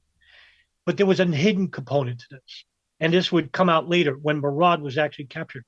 And to explain that, while they were building bombs for this in a hotel room called Dofer Al Doha Apartments, while they were mixing chemicals, Murad basically spilled one chemical into the sink, and water created this fissure, this huge black fissure of smoke that came out the windows and doors, and they left. And everybody started coming around thinking the place was on fire. Fire department's called, police department's called. So Murad and Yusuf are outside, and they see the police, and Yusuf says, can you go back and get the laptop, the operations on the laptop? Because the whole operation, everybody's involved, money and all this stuff. Murad unbelievably goes upstairs and tries to retrieve the laptop with the police firemen there. They all turn around and see him, and he stops and he runs away. And so they all chase him. Because at this point, when they enter the apartment, they see all these bomb making manuals, like powder on the floor, wires. They all run after it. They capture him. This is almost like a comedy of errors. And then so he's being interrogated. He's being beaten up and interrogated brutally. But one guy, Rodolfo Mendoza, who's the colonel of the Philippine police, he goes and offers him a hamburger, stops the torture, says hamburger. And Yusuf, Murad is starving at this point and tries to jump on it. He goes, you got to offer me something first. And through this one small, tiny gesture, Murad offers up the whole explanation about what was going on in that apartment and the Pachinko plot. He then tells him a secret component of this plot. This is important. The secret compartment of this plot was that they were already in the United States, hidden cells that were training at flight schools that were going to hijack 10 planes and have them crash all throughout the United States. Because when Murad and Khalid Sheikh Mohammed and Yusuf created this Bajinka plot, the hidden component of this plot was that there would be 10 operatives that would basically, hijack planes and crash them everywhere. The idea allegedly comes from Abdul Hakim Murad because he's a pilot. And he offered himself to take over a plane and crash it into CIA Langley headquarters in Virginia. And Yusuf said that would be a good idea. So basically, that's where the idea of 9/11 came from. When Yusuf got arrested, when Murad got arrested, Khalid Sheikh Mohammed went back to a country called Qatar. He then travels to other countries, Israel. He goes to Israel throughout the 1990s, the Philippines. And basically, the Joint Intelligence Task Force, through Frank Pellegrino, was still trying to capture him for his role in giving money to one of the 93 co-conspirators. Qatar government warned Khalid Sheikh Mohammed because he was actually part of the Water Ministry Affairs Division, Khalid Sheikh Mohammed, but he didn't work in this capacity. And basically, he was warned by the government in getting out of the country. They helped him get out of the country. And so he travels all throughout. With this idea, he goes to meets with Osama bin Laden in 1998 and brings this idea of the Bajinka plot with him and says, we can attack the United States this way. And he tells him about this operation involving hijacking of planes. Now, I'm not telling you to believe this because we're only getting word from Khalid Sheikh Mohammed, who, by the way, is tortured from the United States. Whether this is true or not, I couldn't tell you it's true, couldn't tell you it's false, or a mixture of both. And that's exactly where the government wants you. The state, you don't know who to believe. But I'm convinced that the 9/11 idea came from the Bajinka plot through Khalid Sheikh Mohammed, but that the United States knew about the plot and manipulated it. We'll get into that later. But that's where the idea started with 9/11, that it came from the Bajinka plot through Ramzi Youssef and Abdul Hakim Murad and Khalid Sheikh Mohammed, and then brought separately as an idea to bin Laden in 1998. And in 1999, bin Laden approved, but he would scale down the number of planes from 10 to 4. And this is the one thing when, just from my research in this topic, Khalid Sheikh Mohammed was a name that I honestly never knew about before I really started reading and researching into this. It almost, I mean, is it fair to say general public thinks that Osama bin Laden was the sole guy, leader, in charge, came up with the whole thing? Or do you think, is Khalid Sheikh Mohammed's name in like people's purview? Do they know of that name, do you think? Not the general public would know Khalid Sheikh Mohammed, even now, coming out as 9/11 mastermind. If you said bin Laden to anybody, everybody knows who bin Laden is. Much more a polarizing figure. Khalid Sheikh Mohammed was not, and he would not want to be that way. It's funny because Bin Laden would rather prefer he be in the shadows. And Khalid Sheikh Mohammed would rather prefer he be in the spotlight. But in the public perception, even now, Bin Laden is more remembered than Khalid Sheikh Mohammed. Yeah, that I mean that's kind of the feeling that I get as well. And what was that relationship like between Khalid Sheikh Mohammed and Osama bin Laden? Because from me reading just some of the portions of the 9/11 Commission report, it's not that they explicitly say it, but just in my mind, reading some of these sections, it seems like a rocky relationship. Is that fair to say? I would say it's a very convenient relationship. It was a matter of convenience. Khalid Sheikh Mohammed liked his independence. He was an independent terrorist contractor. That's what he was. But he didn't want to be bogged down under a true leadership. He liked his freedoms, but he also saw the benefit of under bin Laden, of being under bin Laden, which is money. Khalid Sheikh Mohammed didn't have much money. With Yusuf now in prison, wasn't getting much in the way of finances for operations that he wanted to build on, which is Bajinka. And so he saw the benefits of bin Laden. So bin Laden actually, when he met Khalid Sheikh Mohammed in '98, he turned down the offer to join bin Laden, swear bayat loyalty to him. But he swore bayat loyalty to him in '99, late 1999, not after he accepted the fact, but much later. Bin Laden gave him even a title of being involved with the media committee with propaganda. And so Khalid Sheikh Mohammed saw the benefits of this and said, "Yeah, I need his financial money to basically conduct these operations." And Bin Laden said that he would only involve himself with 9/11 in the selecting of the pilot hijackers, and Khalid Sheikh Mohammed would be involved with the entire operation himself, including the selection of targets and the muscle hijackers. And so Khalid Sheikh Mohammed approved of this and swore bayat loyalty to him in '99 or 2000, somewhere between that period. But yeah, at first, yeah, he did not join Al Qaeda right away. Now, in 2000, there's this meeting in, was it Indonesia or Malaysia? Was it? Kuala Lumpur, I think. Yes, Kuala Lumpur, Malaysia. Oh, okay, Malaysia.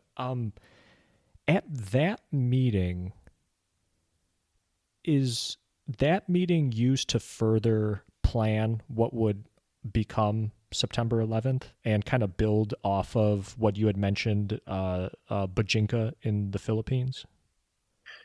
Well, the Bajinka plot was actually part of the 9/11 plot. So that was thanks to that. The meeting actually was held on January 5th, between January 5th and January 8th of 2000. There was a meeting between a number of Al Qaeda affiliates in Southeast Asia, Indonesia and Philippines, for example. And there was members of Al Qaeda going to be involved in this meeting. It was a very high level meeting. And so U.S. intelligence, who were monitoring the phones of bin Laden, and I have to go back a little bit to make this sound, understandable to the public ear and eye. Absolutely. Throughout the 1990s, NSA was wiretapping the satellite phones used by bin Laden because bin Laden is living in Afghanistan at this point, and he was actually even while he was in the Sudan, coordinating with our Al Qaeda affiliates throughout the world. And how he was doing this, he was on a satellite phone. And at that time in the early 90s, very few people had satellite, and satellite phones were huge to those people born today. Phones aren't this big. Back then, it was like huge, and they were expensive. This Right. big antenna, something you see out of Miami Vice, right?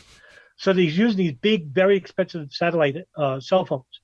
Coordinate, and the NSA knew about this, and they, decrypted the phone lines, and began listening to these phone calls, and got numbers from these decrypted phone calls, and began tracing lines throughout the world, saying, "Well, wow, who's this person? This person." So the CIA became involved too, because they do human intelligence. And so the NSA and the CIA began focusing on bin Laden in the Sudan, later in Afghanistan. And all of a sudden, one number kept popping up on the satellite phone.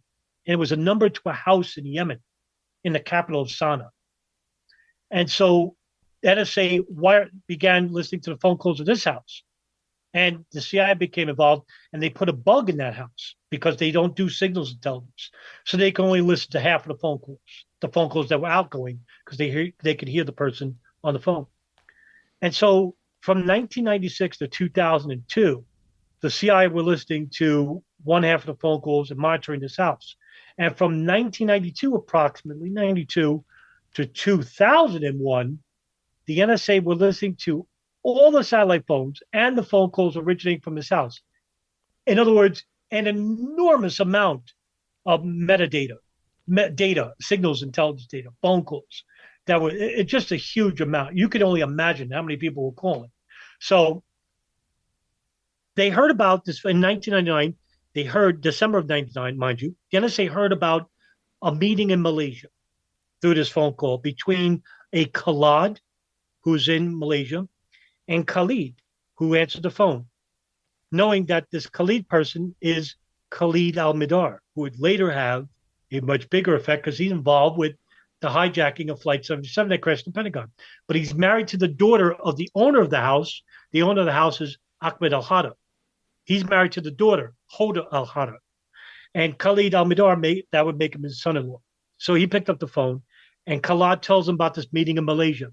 The NSA and CIA hear about it and tell Malaysian authorities to prepare about conducting monitoring operation about the coming and goings of inside who's coming at this meeting, and they take pictures. So who goes to this meeting? Everybody in the who's who of groups like Abu Sayyaf, Jemaah Islamiyah, Al Qaeda are there. One particular businessman named Yazid Sufat, who owns the condominium, who owns the apartment in the condominium, holds this meeting. And so Ridwan Isamuddin also goes by the name of Hambali, who's a bomb maker and the co-creator of the Jemaah Islamiyah. Fahad al-Qusso, who would later go on to bomb the U.S. embassies in North Africa. Members of Al Qaeda like Khalid Sheikh Mohammed, Khalid al-Midar, Nawaf al-Hazmi, Ramzi bin al-Shib, and Walid Tawfiq bin Atash, known as Khalad. They all go to this meeting. And later on, it's alleged that Zacharias Moussaoui goes to this meeting. And so a number of others are also at this meeting. Members who would go involved with the bombing of the USS Cole, the bombing of people who bombed the embassy. I'm sorry, Fadel Kusa is involved with the USS Cole, not the bombing of the embassy, but members of the embassy bomb. They're all going here. And the NSA and CIA hear about this, Malaysian authorities. So they take pictures of everybody involved. And that's what this meeting is called. It's called the Al Qaeda Summit Meeting in Malaysia. That's what it's called. Wow. Could they have, at this point, done anything to intercept these people or disrupt the meeting and, take these people in custody? Or at this time, they don't have anything on them? Like, could they have done anything? The CIA certainly could have stopped Khalid Sheikh Mohammed because at this point he's wanted for his role in the 93 World Trade Center bombing. And this is where it opens the door for conspiracies, right? Because why couldn't they interfere in this meeting? Just arrest anybody for being involved with terrorist groups. And even if they couldn't prove an act of a criminal nature, like a bombing incident, whatever, they could have just arrested them for being affiliated with these groups. It's a touchy subject, a touchy line. I don't know why. And that's a very good question, Chris. I don't know why they did, but what they learned from this meeting is that something big is happening. Why would they be meeting here? The CIA knew this. And this is not me saying this. It's coming from the CIA. They knew something big was happening. And then in 1996, the CIA creates I have to mention this too. The CIA creates a virtual station, and it's called the Bin Laden Issue Station, codenamed Alex Station. And what they wanted to do was, while they were learning about bin Laden through the phone calls of the satellite phones from the NSA, monitoring bin Laden in Africa, monitoring bin Laden in Afghanistan, CIA knew about bin Laden for years. They created this virtual station just for him and Al Qaeda. And so what they did was, the virtual station invited members of the intelligence community in the United States, the FBI, the NSA, the Defense Intelligence Agency called the DIA, all involved with this operation. And it was very covert group involved with this. And to head this group, the deputy chief was Michael Scheuer. Michael Scheuer was known for his acumen of understanding radical fundamentalists more so than any CIA case officer in the world. So he was the perfect fit. And through him, he managed a group of women that basically people like Alfreda Ampikowski, Michelle Ann Casey, Jennifer Matthews, all these people would create this group of core group Alex Station. It was codenamed Alex Station by Anthony Schaefer. Anthony Schaefer, who is part of a group called Able Danger, another signal, another metadata mining group that came later, right around 96 created. But he would call them Alex Station because the code name, and Michael Scheuer's son is Alec. So they just nicknamed it Alex Station instead of the Bin Laden issue station because they didn't want many people to know about this covert group. And they collected data from all around the world, from all these agencies that were involved with this group. But the thing was, the CIA wasn't very forthcoming in sharing information with the members of the agencies in that group at the same time. You know, you would, when I interviewed Schaefer, he said naively he thought everybody was on the same page. They weren't. And so this would make sense about the Malaysia meeting, why they couldn't interfere with it, why they didn't disrupt it in some manner. Well, the CIA was collecting information from that meeting, and it was such an important meeting that they withheld this information from the FBI. And it doesn't stop there. And we could go down that road if you want.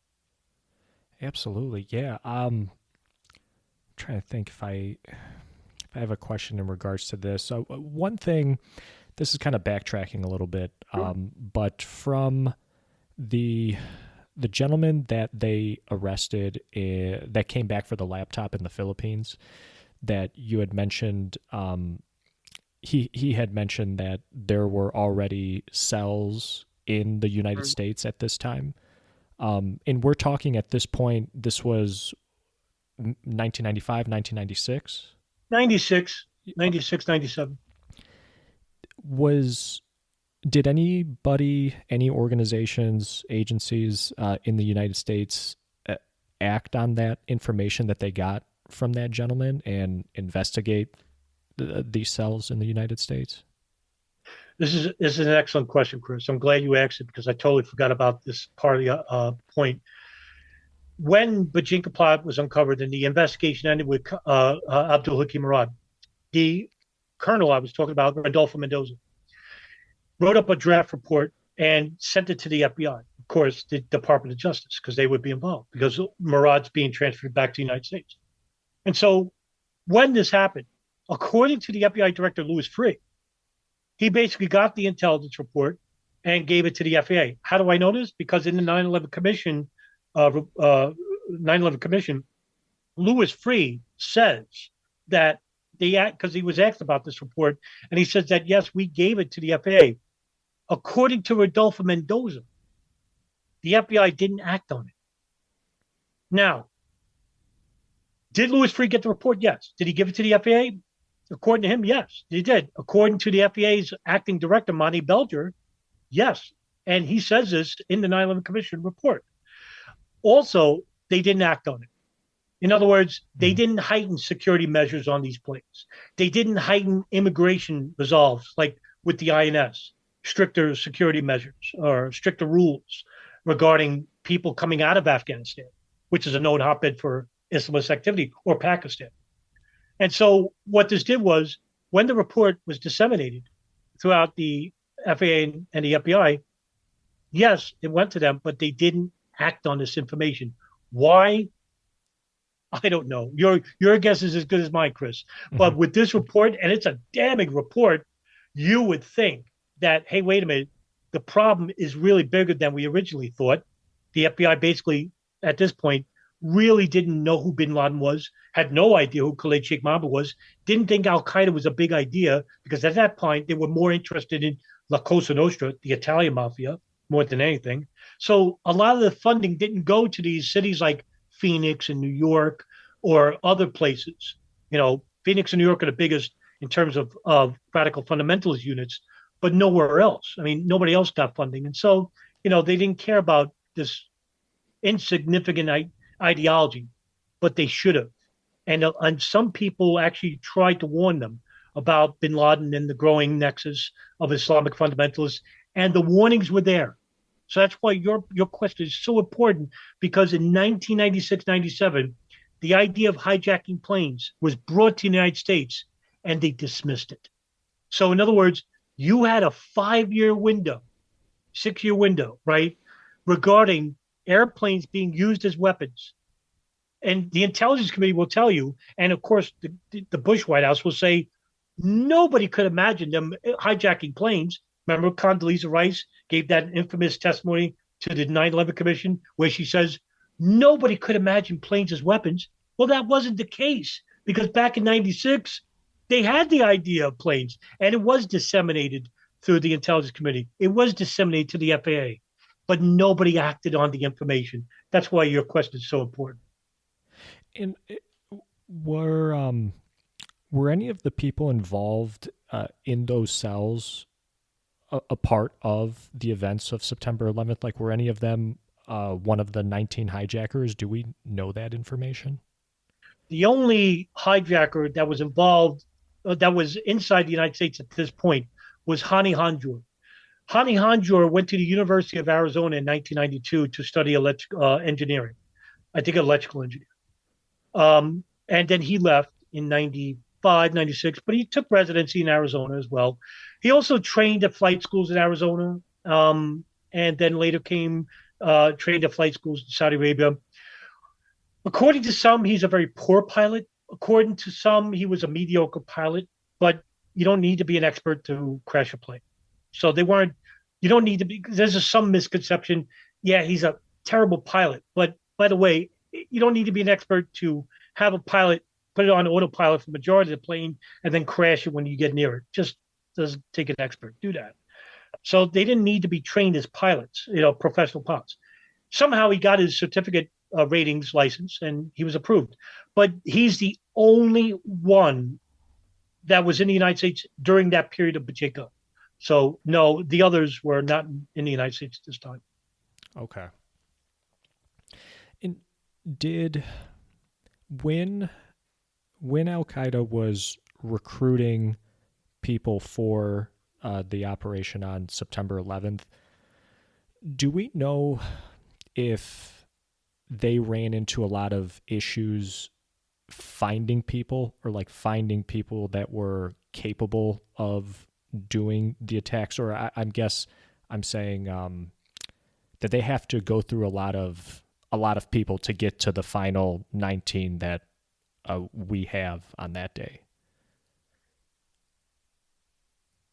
According to Khalid Sheikh Mohammed, again, take this grain of salt, he had no end to a number of people that were willing to die to inflict mass casualties. According to bin Laden, again, take this grain of salt, they didn't have many people. According to bin Laden, 10 planes was too big. He didn't have that many people involved. 4 planes he could do. So in other words, there was a contrast of how many people would be willing to die. Now, with the muscle hijackers, according to a lot of sources I find reputable, they were not told of the operation until days before it even happened. Oh, wow. So, and some didn't even know it was a martyrdom operation. This would make sense because it's hard to find 19 people willing to die at any moment without having at least one person basically saying, you know what, I'm going to change my mind. Because, there's skepticism about death, no matter how devoted. Now, one thing about the Wahhabi ideology, mentality, is that it perverts them to thinking that paradise is awaiting for them in the afterlife as a martyr. And a lot of people, especially here in the United States, they don't understand Wahhabism in general. I understand because it's not really taught here. It's actually condemned by 95% of the Muslim community, and nobody really knows what it entails. But when one is infused with this ideology, it basically creates this almost like this self-destructive nature of where I need to sacrifice myself for the greater good to achieve the benefits of paradise. And for them, Islam itself, the tenets of Islam, basically creates jihad as a spiritual warfare, one that wants to defeat the evil inclinations that they believe involves in every human being. So the jihad is spiritual. To them, it's not. It's lineal. It's physical to defeat the evils outside the world. And what is the evil outside the world? Anything that isn't Islamic. That's not taught in Islam, but it's taught in Wahhabi Salafism. That's what it's called now. So they wanted, I mean, when you can get somebody who's very ignorant of the Quran, and by the way, all these 19 hijackers, allegedly, the pilot hijackers anyway, if you don't want to believe that they were on these planes or whatever, but one thing is for certain, all these 19 men are ignorant when it comes to Islam. And that is why they can get these people in these very poor regions of, and that's where poverty breeds extremism. And it's very important to know this. And Christian has this problem. Evangelicals that come in the poor South, the red states. So there's no influx of people that you can get. You can go to like some country like in southern Saudi Arabia, in Hijaz, for example, and get some nomadic tribe, somebody who basically doesn't go to an educated school that's Islamic, and basically who's already indoctrinated to Islam, and then have him as like a martyr, a willing martyr. He's willing to die for you. He just needs a reason to do it. And we saw this in the Afghan-Soviet War. One thing the Soviets noticed was that most of them were in shock at how the Afghans were running toward them instead of running away from them, because they saw it as dead to die. Some of these people are just waiting for a moment to die in the nature of battle. And this is not original. We saw this with the Japanese, the samurai code, where they were given a reason to die in a battle in the name of a greater purpose. Same thing for Salafi, Wahhabi ideology proponents. If you give them a reason to die for a greater cause, they'd be more than willing to do it. But yeah, having 19 people, because you got to think that, they're young men. None of these are old, except for Khalid al-Mihdhar and Wahab Admi. They were the only experienced jihadists.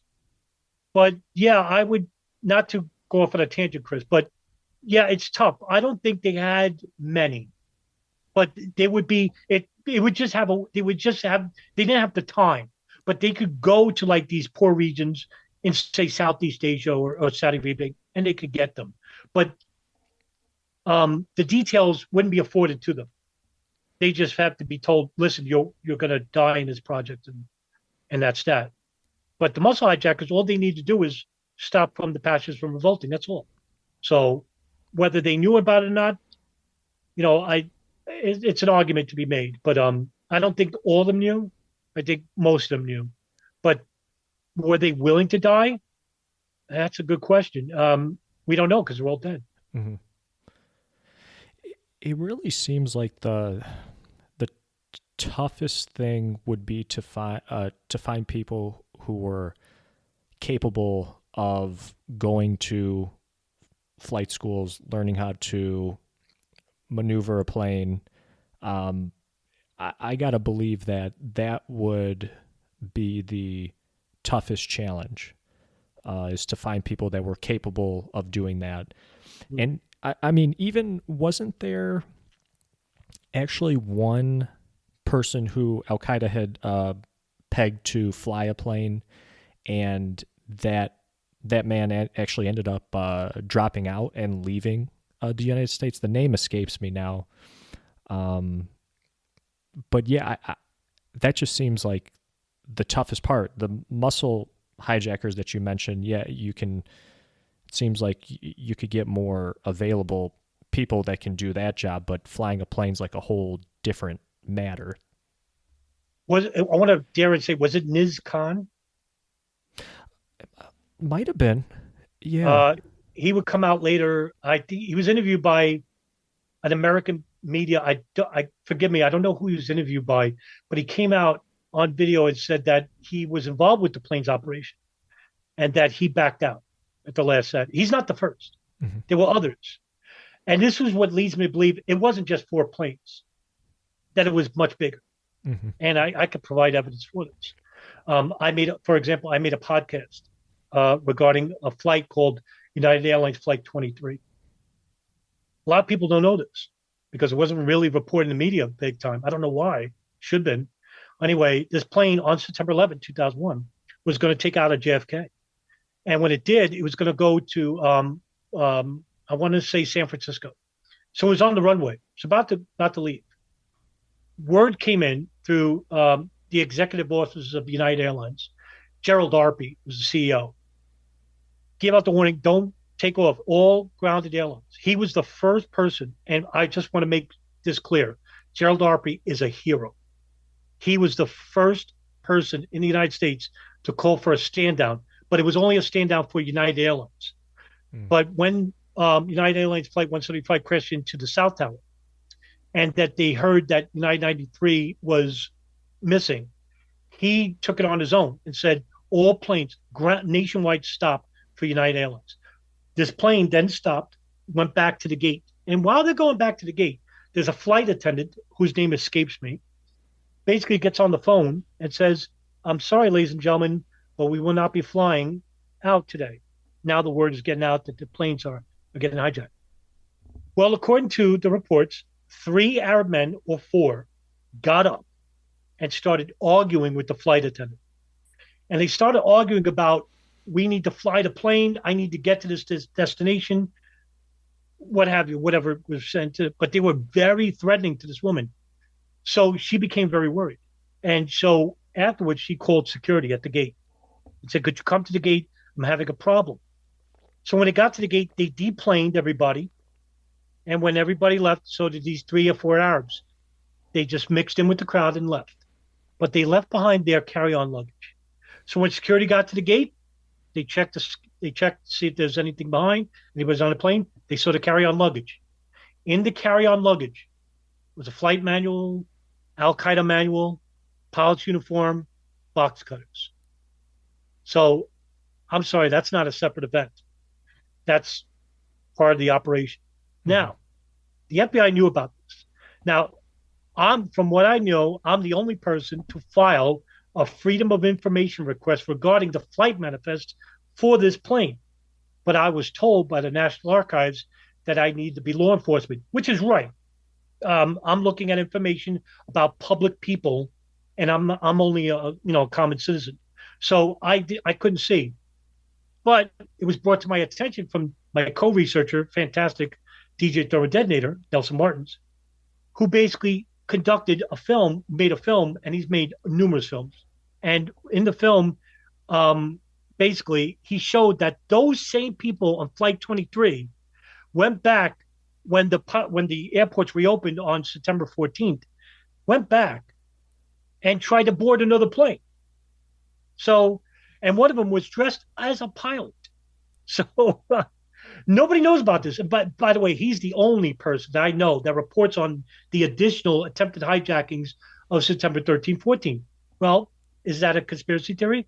No, because the co-chair of the Joint House Inquiry, Bob Graham, would later remark saying that the committee knew that there were additional hijackings that were supposed to take place, the second wave. Now, who proposed the second wave of attacks? Khalid Sheikh Mohammed. Because this 9/11 operation was part of the Pachinko plot, which was 2 waves of attacks. So that's why. Now, it doesn't mean that Al-Qaeda was involved with these attacks. We don't know who these people were. We don't know, because if bin Laden says that he wanted 4 planes hijacked with 19 hijackers, well then, who the hell are these people? Who are these people? Are they agents? Are they infiltrators? Are they people allowed by the intelligence committee? Did anybody know who these people were? No, because all those people that were rounded up on September 13th, 14th, their crime was they overextended their visa or they didn't have visas. And so they are handed automatically over to INS. And so what happens is they're deported back to their home countries. You think those people are going to come back to investigate who these people were involved in these operations? No. But that is nobody knows about this. And I want to know why. Why? It's known to the intelligence community. It's known to the Joint House Inquiry. Why isn't this investigated? So yeah, that to answer your question, there was a couple of people that got out of the operation. There's also another story about four men from Qatar um, that was involved with a plane, Flight 77, on the day before they came to the United States. They were going to hijack the plane on September 10th, but they left the United States. And this Wow. is actually, forgive me, I think it's Qatar, but I don't know for or Jordan, Qatar or Jordan, one of those countries. But they left the United States. But they were supposed to hijack the plane. Who are those people? Right. Nobody, FBI knows about them, but nobody talks about them. Wow. Sticking on this topic of the hijackers, how how easily did these 19 men, how easy was it for them to get in the United States? Did they have any sort of difficulties when they first came here? It's another good question, by the way. No, in fact, most of the original pilot hijackers, that is Muhammad Atta, Ziad Jarrah, Marwan al-Shehhi, and Hani Anjur, got their visas approved, and they were the easiest to get in because they look Western, very clean cut, went to two universities, so they could fit right in. So their visas were approved right away. Now, the muscle hijackers, Khalid al-Midar, Nawaf al-Hazmi, Satam al-Sistami, Fayez Bani Hamad, all these people, they're Saudis. Most of them are from Saudi Arabia. One's from United Arab Emirates. The other one is from Egypt. And so they're coming from their home countries through Afghanistan because that's where they're trained at. But Afghanistan is known to the world about being a hotbed for Arab fundamentalists. So all these Arab fundamentalists, Saudi Arabians, are coming from Saudi Arabia. There's two consulates there: U.S. consulate in Jeddah and U.S. consulate in Riyadh, the capital. So I made a podcast about this too. That U.S. consulate in the years 1999 2000, the United States had a program called the Visa Express Program. In other words, the United States wanted to bridge the relationship with Saudi Arabia. And going about this time, because of the 93 World Trade Center bomb, because of the bombings of the U.S. embassies in Tanzania and Kenya, this reflected badly to the public atmosphere, public sphere regarding Saudi Arabia. So the United States wanted to build on that relationship, and it's only because of oil. That's it. So basically, they created what they called a Visa Express program. In other words, students from Saudi Arabia that wanted to get to the United States had to go through a very rigorous process in the mid 1990s. The United States basically alleviated those restrictions and created this program to fast track them. In other words, they could fill out an application, but didn't need to answer every question. Need to answer some. Didn't need to show their financial holdings, where they went to school, right? Basically, you don't have to answer those questions. All those muscle hijackers didn't have any university training, didn't have any long-term goals to stay in the United States, or even short-term goals. So, because there's two visa programs, you have one for extended visa and one for a temp visa. So they really couldn't answer these questions. Some of them couldn't even speak English, so they couldn't even really legibly write on these applications. So basically, they didn't. When they submitted these applications, usually you have to meet with a visa officer face to face, a physical meeting. But they didn't have to do that. With the Visa Express program, all they had to do was drop off their applications, and they didn't even have to do it personally. Somebody could have done it for them. You never know. Drop it off at the consulate, have it approved, fast track in the United States. That's what happened to all of the muscle hijackers. Even with Khalid al-Midar and Nawaf al-Hazmi, who were known Al Qaeda operatives, known to the CIA, known to the NSA, known to the Israeli Mossad, okay, known to the Saudi General Intelligence Director, security apparatus of Saudi Arabia, known. They still got their visas, still got in the United States. So they all came in the year 2000. Most of the muscle hijackers came in the summer of 2000. And the person who approved those applications was a consular officer by the name of Shana Steiger. Shana Steiger actually gave closed door testimony to the 9/11 Commission. and basically said that she was overwhelmed in the years 99, 2000, which I don't disagree because now with this express program, everybody wants to get on the program. Even people who live in Syria, who live in jihadists, who live in these other countries, could go to Saudi Arabia, could basically, write any address down, hand it over to the consular officer, and basically they can get in because there's no strict process until after 9/11, of course. But by then it's too late. So this Visa Express program gave carte blanche to all of the 9/11 hijackers. I think it's, don't quote me, I think it's 14 of the 19 went through this program. A majority of them came through this program. Wow. When when they arrive in the United States, is it difficult? Like, do we know, was it difficult for them to assimilate like into American society, or are these men like kind of sticking out like sore thumbs? I mean, I know you had mentioned some of them kind of look have Western features, so maybe they fit in a little better. But for the rest of them, was it hard for them? Like, did they speak English? Was there a difficulty, just communicating with people and hitting the ground running, so to speak? Yeah. Another good question, by the way. How did they assimilate into American society? Well, according, again, take this with a grain of salt. According to Khalid Sheikh Mohammed, one of the training processes involved with the plane's operation was to have the muscle and pilot hijackers go through a training process of sounding or looking like an American. Now, of course, the English language is the hardest language in the world to master or even learn.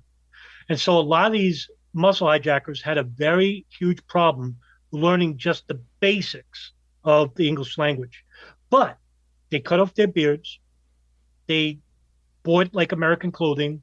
They opened up bank accounts in Florida through a bank called SunTrust. They actually got driver's licenses, some of them through nefarious means. Um, some of them got bogus passports. Some of them got bogus IDs. And I could talk about one such instance that came later about a woman in Tennessee who was murdered or killed later. She was given fake IDs to people who were working in the World Trade Center basement levels through the shower, through plumbing. That's another whole story that nobody knows about. So, yeah, some of these hijackers that came to the United States, they fit right in. And of course, we're a diverse country.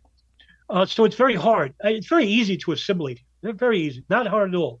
But the one thing they had a problem was learning language. Now, what a lot of people don't realize is that the first two that came to the United States, Khalid Almidor and Nawaf Hazmi, they were actually selected as pilots to crash. They were supposed to be the pilot hijackers of Flight 77. And they went to flight training, but instead they were kicked out because they didn't learn the English language. And while they were in California, and by the way, CIA and NSA knew about this. They were inside the United States, knew they were Al Qaeda operatives, but didn't tell the FBI. The FBI had no clue. They were actually living in the United States, going to English classes, going to flight training schools, but then they got lazy and started just, hanging around and inviting people to the apartment and whatnot with the help of Saudi consular officials who were helping them along with logistics and finances. And I could get into that in a bit through the latest revelations from the FBI about Saudi government officials helping these two men, knowing they're Al Qaeda. And by the way, because they didn't learn the English language, now they had to basically uh, fix this gap. And they invited Hadi Hanjour because he had been in the United States and he has some language English skills, not basic, very basic, but he had flight training experience. So he was implemented as the Flight 77 pilot hijacker.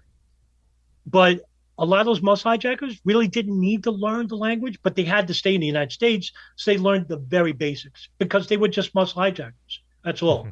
But, all of them had very little except for Ziad Jarrah, Muhammad Atta, and Moen Al Shei, who had decent English.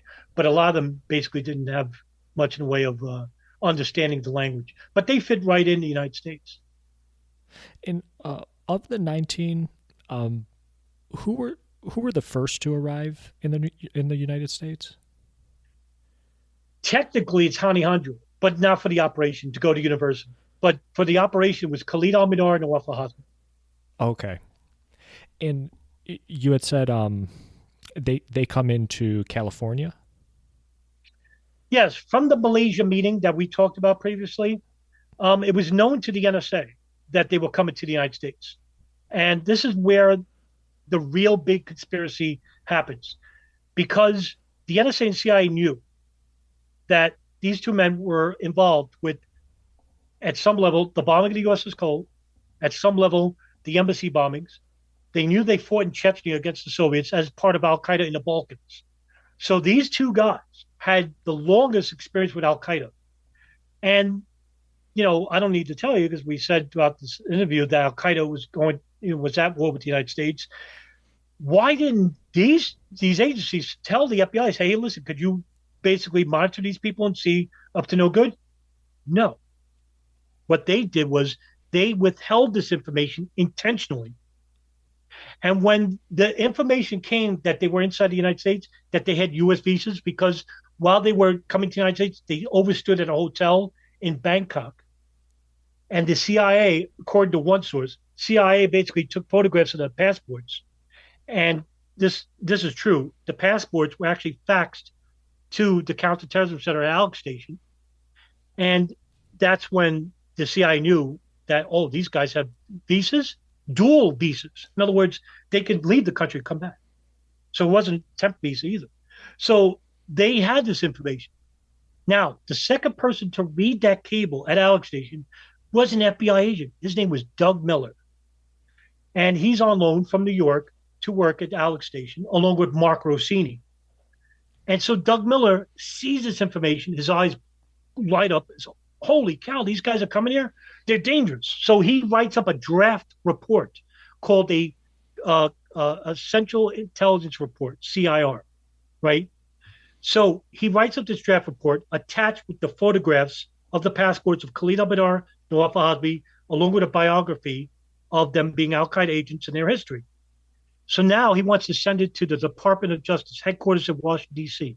But first, because it's CIA information, he has to get approval. So he goes to he emails the deputy director of Alex Station. His name is Tom Wilshire. And so Tom Wilshire now is like at a preface. How do I tell them no? So his analyst, who's the lead analyst of the Yemen hub, the Al Qaeda Yemen hub in Yemen, Michelle Ann Casey, tells her to tell on the cable, please, quote, please hold off per Wilshire, end quote. Cable goes back to Miller. Miller's like, what's the holdup? Tom Wilshire and Michelle Ann Casey basically say, we need more information. But later on, it drags out to weeks. Mark Rossini, who I've interviewed, basically goes to Michelle Ann Casey and says, what's the holdup on Miller's cable? Why are we holding this up? They're inside the United States.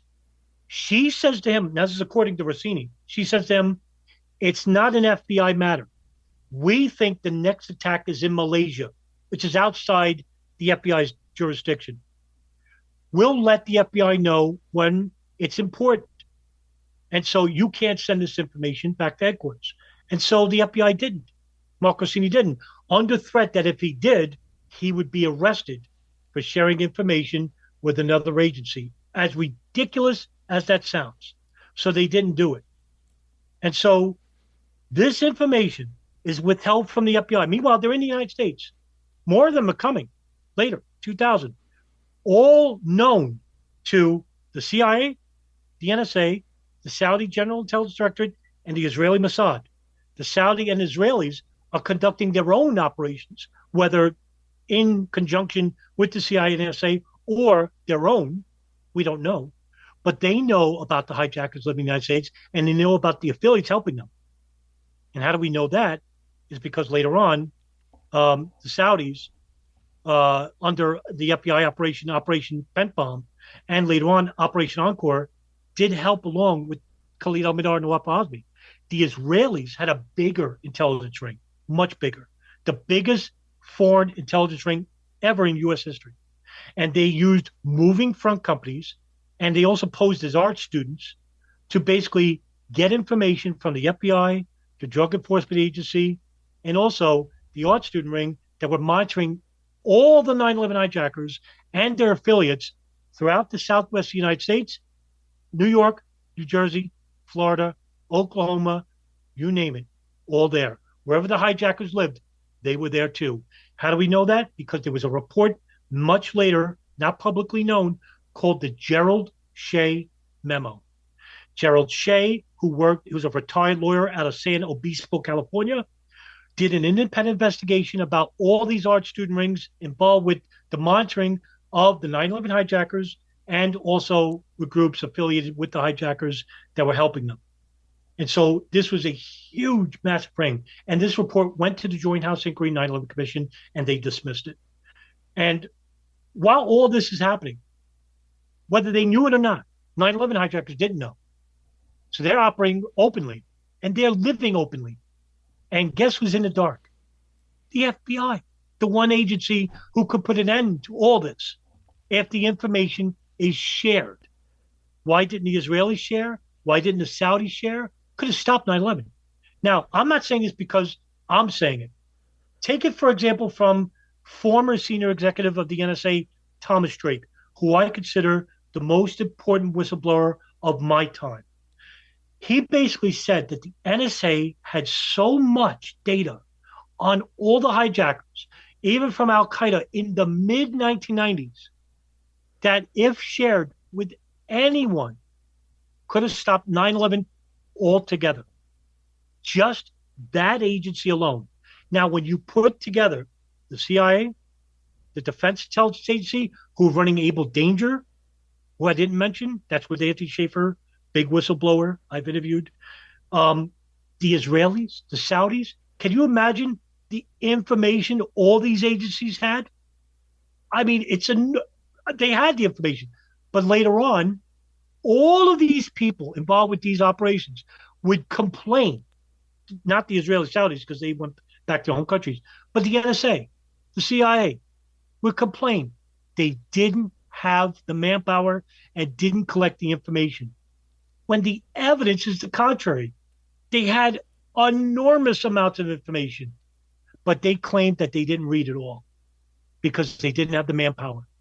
Well, now after 9/11, all the Bush White House gave the NSA, gave the FBI, gave the CIA blank checks, and basically grew these agencies into monstrosities that they are now. And by the way, who are the terrorists? It's us, American people, because they're collecting information on us. 9/11 is just a pretext. They could have stopped 9/11 altogether very easily and could have stopped it in 1999, 2000. But nobody shared information. Now, that leads to the question, why?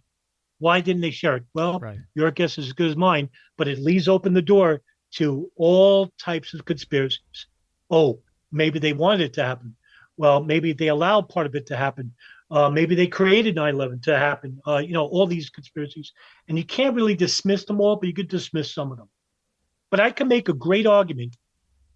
I can't prove it. I can make a great argument that the NSA and CIA at the highest levels, some people, very few, knew these attacks were coming and allowed these attacks to transpire because of the greater foreign policy geopolitical outlines that they could expand on, and having the military industrial complex along with Israel, Saudi Arabia to basically take over the Middle East, and the United States to extend their empire into the Middle East as well and subjugate the Arab subculture while making billions in profits to the private corporations like Halliburton, LG3 Technologies, Boeing, Raytheon, as well as, subjugating the Arab world, which is basically what Israel and Saudi Arabia wants, and they still want.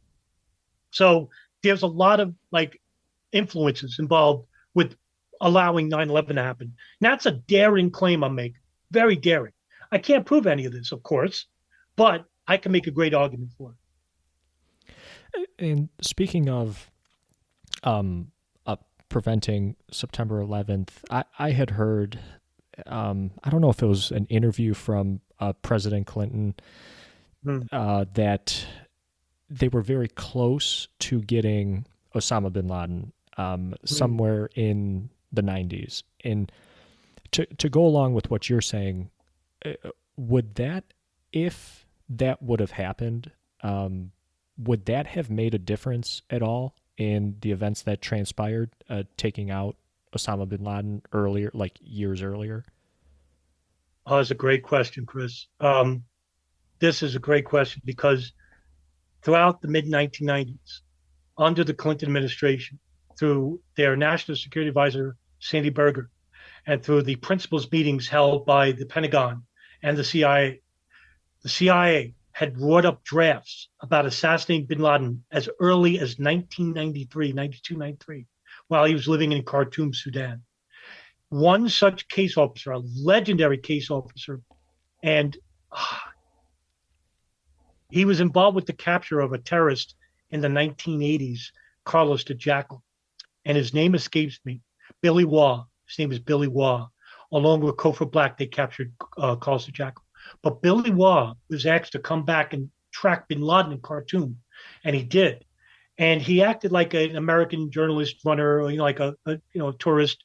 And bin Laden used to walk and jog. He used to exercise outside of his house, but he had a contingent of bodyguards with him. So Billy Waugh, they wouldn't mention Billy Waugh had to build up a report and do this for weeks and months. So they noticed Billy Waugh.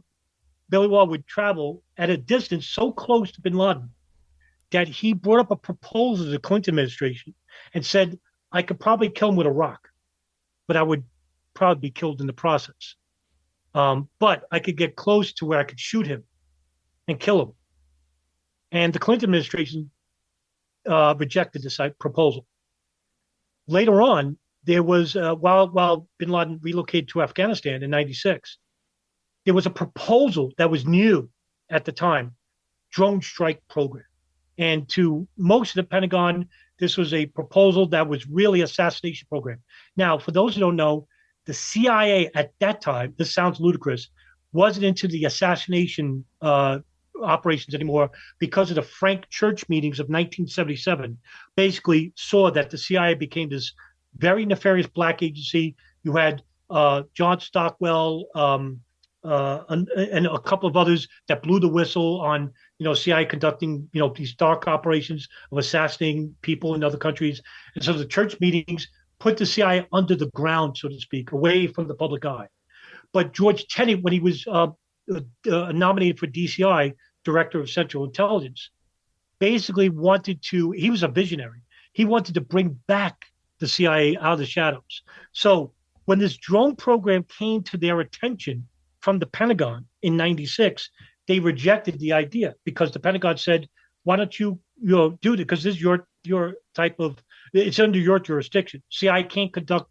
In other words, CIA can't conduct operations in the United States. It's illegal. So they conduct operations in other countries. So it was up to them because it was in Khartoum, it was in Afghanistan. So in Afghanistan, when they brought up the idea of the drone strike, George Tenet rejected.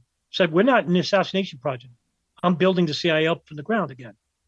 Pentagon said, "Well, we never used this before." So in other words, now that project was rejected by the Clinton administration. And there was according to Michael Scheuer, the director of the Alex station, he would basically say that just about every proposal to either capture, rendition, or kill bin Laden in the mid 1990s was rejected by the Clinton administration because Clinton basically said this would harm relations with Yemen, with Saudi Arabia, because bin Laden's Yemeni, and we were trying to build relations with them. And so all those opportunities were wasted. And of course, we're armchair quarterbacking now because bin Laden, bombed the embassies in Africa and then 9/11. Nobody saw bin Laden as a threat. Nobody, except for the very few at the CIA and at the very few at the FBI. And basically, bin Laden was not a big threat, didn't pay him any attention. Meanwhile, the threats were there. It was very noticeable. They should have done it. Should have done it. Mm-hmm. And with with the with the FBI and CIA base, you were talking about earlier, not sharing information between each other. Was the same thing going on when there was the transition from President Clinton to President Bush, and in was information about Al Qaeda transferred over in that presidential transition? I mean, would that make any sort of difference in all of this at all? Yeah, by the way, ironically, I'm just uploading 9/11 clips regarding this, showing that the transition team from Clinton to the Bush White House regarding Al Qaeda and the warnings and the reports.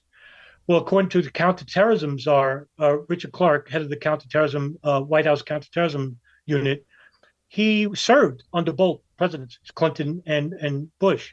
The difference was Clinton gave Clark a primary seat at the principals meeting, which is the meeting of all the heads of the Pentagon and the intelligence community. Under the Bush administration, they did not give Clark a seat, and they didn't treat Al Qaeda the same. Even though much later in the 9/11 Commission, Paul Wolfowitz and Donald Rumsfeld and others in the Bush White House basically said, "Oh, Bush White House gave Al Qaeda priority," but the evidence was clear through the historical record. That's not true. In fact, they saw China as the bigger threat. They wanted to revisit the Cold War. They didn't care for much rebuilding relations with Israel, for example. They wanted to rebuild relations with Saudi Arabia instead. The Bush White House, by the way, the Bush dynasty, were not very good terms with the Israeli government at the time, till much later after 9/11. That's when the neocons came into office and influenced Bush White House because they're dual Israeli citizens. But during the Clinton administration, Al Qaeda became the threat, became a primary threat, and after the embassy bombings, of course, became the precedent, number one. But the nexus between the Clinton administrations, the Bush administrations, was twofold. It was two opposite directions. So when Clark, who was the only holdover that was elected to become part of the Bush White House, he was actually neglected, and he would propose to Condoleezza Rice. He says, "I want to give primary reports to Bush himself, and I want to hold a meeting." Condoleezza Rice rejected that idea. And so he wrote up, I think, a 3-page report warning about the threat of Al Qaeda to the United States, because at that time, from 98 to 2000, all the intelligence community knew about bin Laden, knew about his wish to attack the United States. And in the summer of 2001, there was a presidential daily brief. And it's also infamously known as the August 6th presidential daily brief, where it gleaned information from a radical fundamentalist Al Qaeda terrorist, Ahmed Rassam, who was part of another operation called the Millennium Bombing Plot, which is a multi-phase plot that was going to bomb LAX airport, attack U.S. hotels in Jordan, and attack Israelis on the border, and to hijack a plane in, I think, Pakistan for the release of another terrorist called Omar Saeed Sheikh, notorious terrorist, with deep intelligence ties with the Pakistan ISI. And so when they captured Rassam, he gleaned information about bin Laden wanting to attack the United States. This information went to this presidential daily brief, along with older warnings about bin Laden wanting to hijack planes. And basically, Bush knew about this directive and basically told his CIA briefer, because Tenet didn't visit Bush at this time, basically told the CIA briefer, "Did you cover your ass?" That's what he said, meaning that take the necessary steps to basically create this appearance of ignorance regarding what's about to happen. That's what I got from it. I don't know why. I think Bush was on a limited knowledge, to tell you the truth, because this would create what is called I forgot the term for it, where you only know just a little bit and you're ignorant about everything else. Oh, is it plausible deniability? Plausible deniability. You're the man. Chris, thank God for your young mind. So, yes, plausible deniability. We're on a level with the president, the vice president. They only know so much, because to know the details, and remember, they're the ones who have to go before the media, and Bush isn't the brightest bulb. So they only know so much. To know the details would basically maybe one day make them slip. So they didn't want to know the details. But who knew the details? Well, I would argue the NSA. They were listening to phone calls. The CIA, they were monitoring the hijackers inside the United States. The Israelis, they were monitoring the hijackers in the United States. The Saudis were monitoring the hijackers in the United States. They knew the details, I think, right? They heard the phone calls. They read the emails. They knew where they lived, monitored who they were meeting. So they would know. But the president, vice president, White House only knew superficially. That's it. That's all. Hmm. But that presidential daily brief was the first instance where it brought to the president's attention that bin Laden wanted to attack inside the United States, not outside. That would involve the FBI. Why does the FBI know about this? Because the CIA would tell that information from them as well as the NSA. So all this comes. I know it's very complex to hear this and multifaceted, but it's very important to know just the basics of this. And I hope that I'm not losing the audience too much or losing you. No, it is a lot.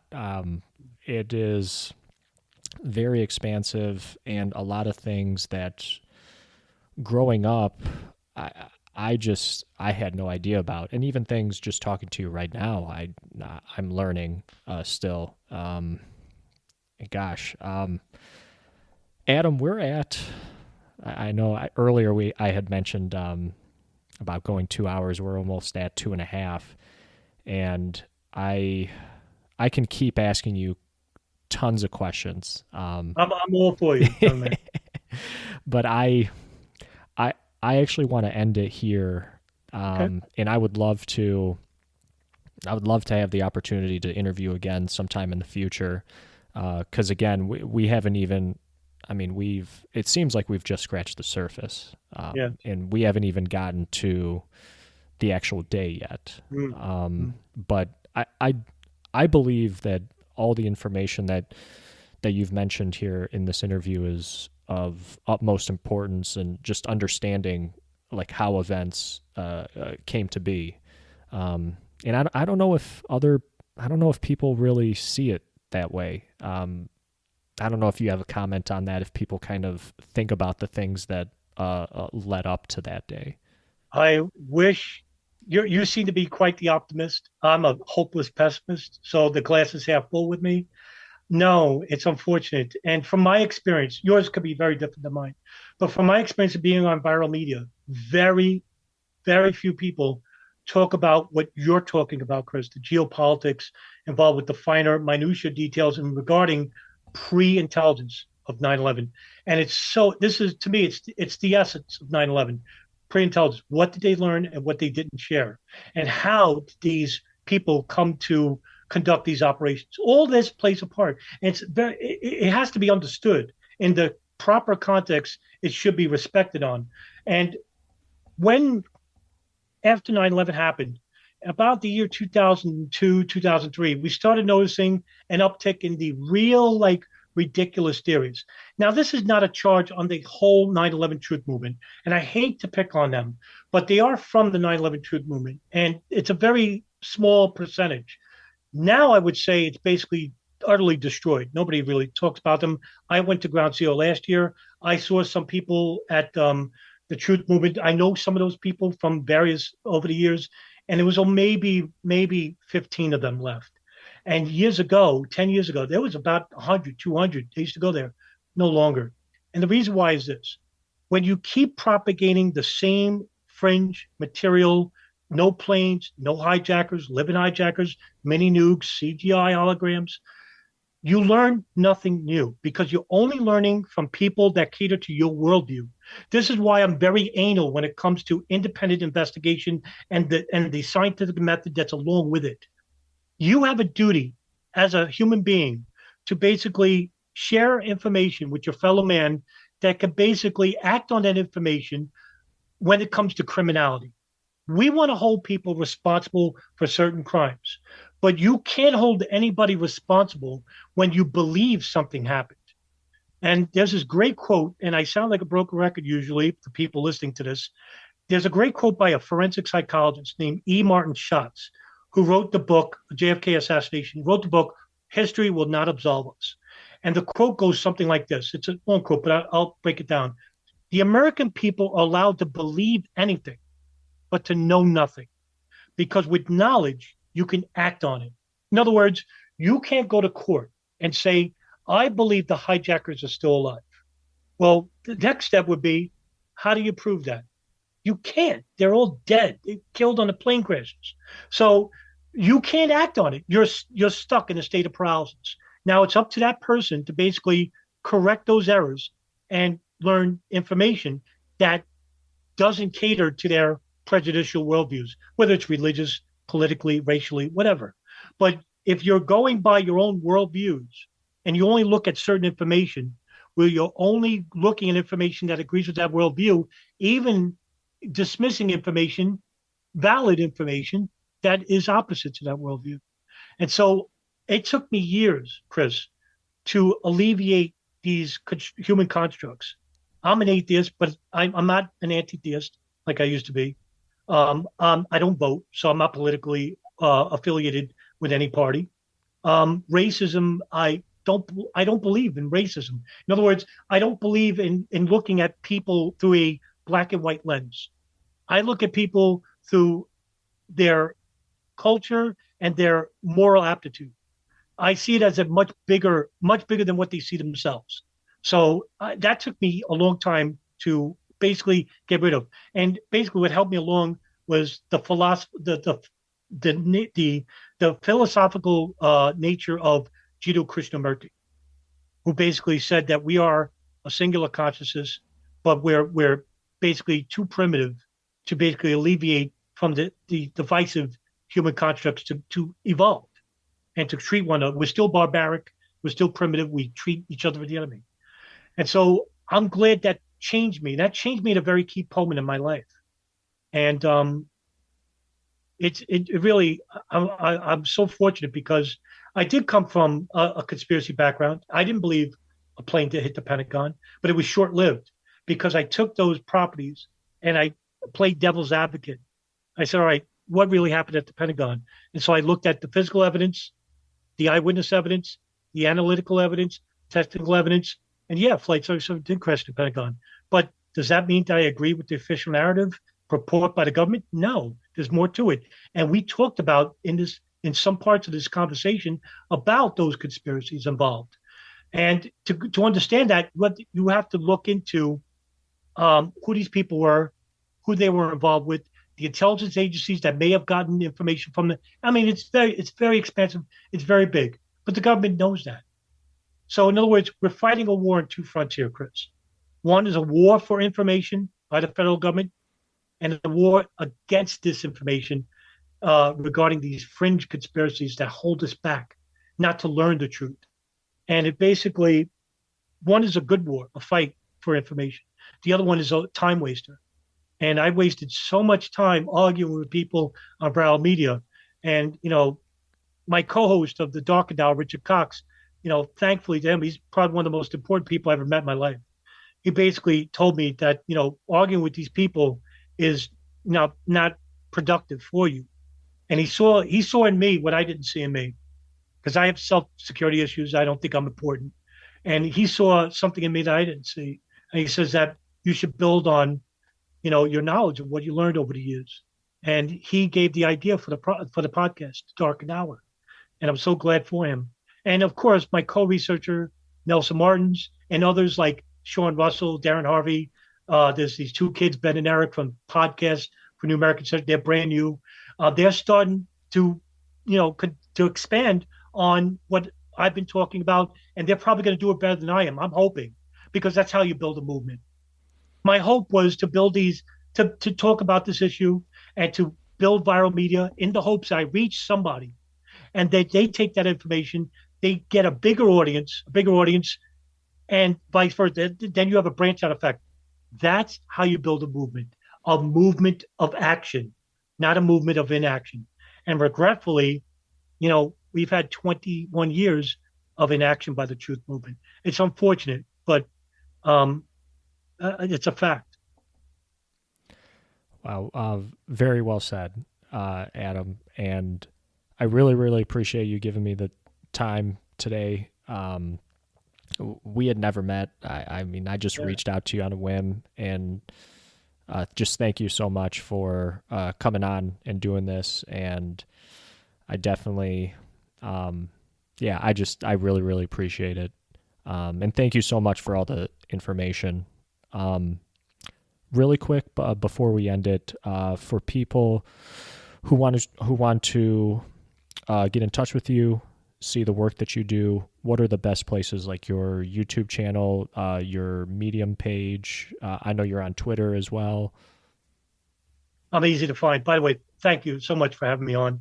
I'll talk to anybody. And, one thing I found out in time, regretfully, is that we have a lot of egos in this movement. And it's regretfully, I remember when I first started in 2006, when I first started with 9/11, I barely had anybody to talk to. I really didn't. I felt alone. And I said that I would never do that. Two things I made a promise. One, I would never make any money from what I do. And two, I would reach out to anybody and talk to anybody, but only on if they're on an honest platform. And you come from an honest background, so I looked into you, found you to be honest enough, and you're not somebody who's half cock crazed. So yeah, I'll give you the time for sure. And also, I'm very easy to find. I'm not afraid to put my real name out there. My real name is Adam Fitzgerald, and if you Google Adam Fitzgerald 9/11, I come right up. But if you want to make it easy, go to my Twitter page, underscore Adam Fitzgerald. And I have on my pinned tweet all the links you need from my podcast, me and Richard Cox, The Darkened Hour, my WordPress, where I daily upload 5 to 10 files, hundreds of files almost weekly, every single day of the week. I file everything up there, all primary source material, not opinionated material, all information, declassified information, up all at your disposal. I have over 5,700 entries there on my WordPress. My YouTube channel, which I almost lost, I have no strikes, thank God. So knock on wood. I have over 2,700 videos there, and growing playlist. I upload a video every single day. Information I share, I will share always links with you. I don't want you to believe what I have to say. I want you to research what I have to say, which I'm hoping for you to do, because I don't want you to believe. I want you to know something. That's my real reward. My reward for doing this is not money. It's so that you can learn something, right? And also, my medium, my articles. Yeah, I have 117, which I'm surprised. I start out very small. They grew in time, and of course, you happen to read the longest article I ever read, 93 bombing. Yeah, it's on Medium. And all that is pinned to my tweet, as well as other researchers who I find reputable and books that I've read over the years. I'm now uploading the books I've read over the years. I have over 160 books that I've read over the years regarding 9/11 and the areas relating to it. I think I have more books on La Cosa Nostra than anything. That's one of my other primary loves and interests. But yes, I'm uploading all that stuff, and it's all at your disposal, free. Wow, that's really awesome. Thank you for that. I'll even I'll include some of these links in the Sure. description of the episode as well. Thank you. Really. And yeah, again, Adam, thank you very much, and thank you to everybody for listening that's out there. My name is Chris. This has been Chee-Tash. Take care, everybody.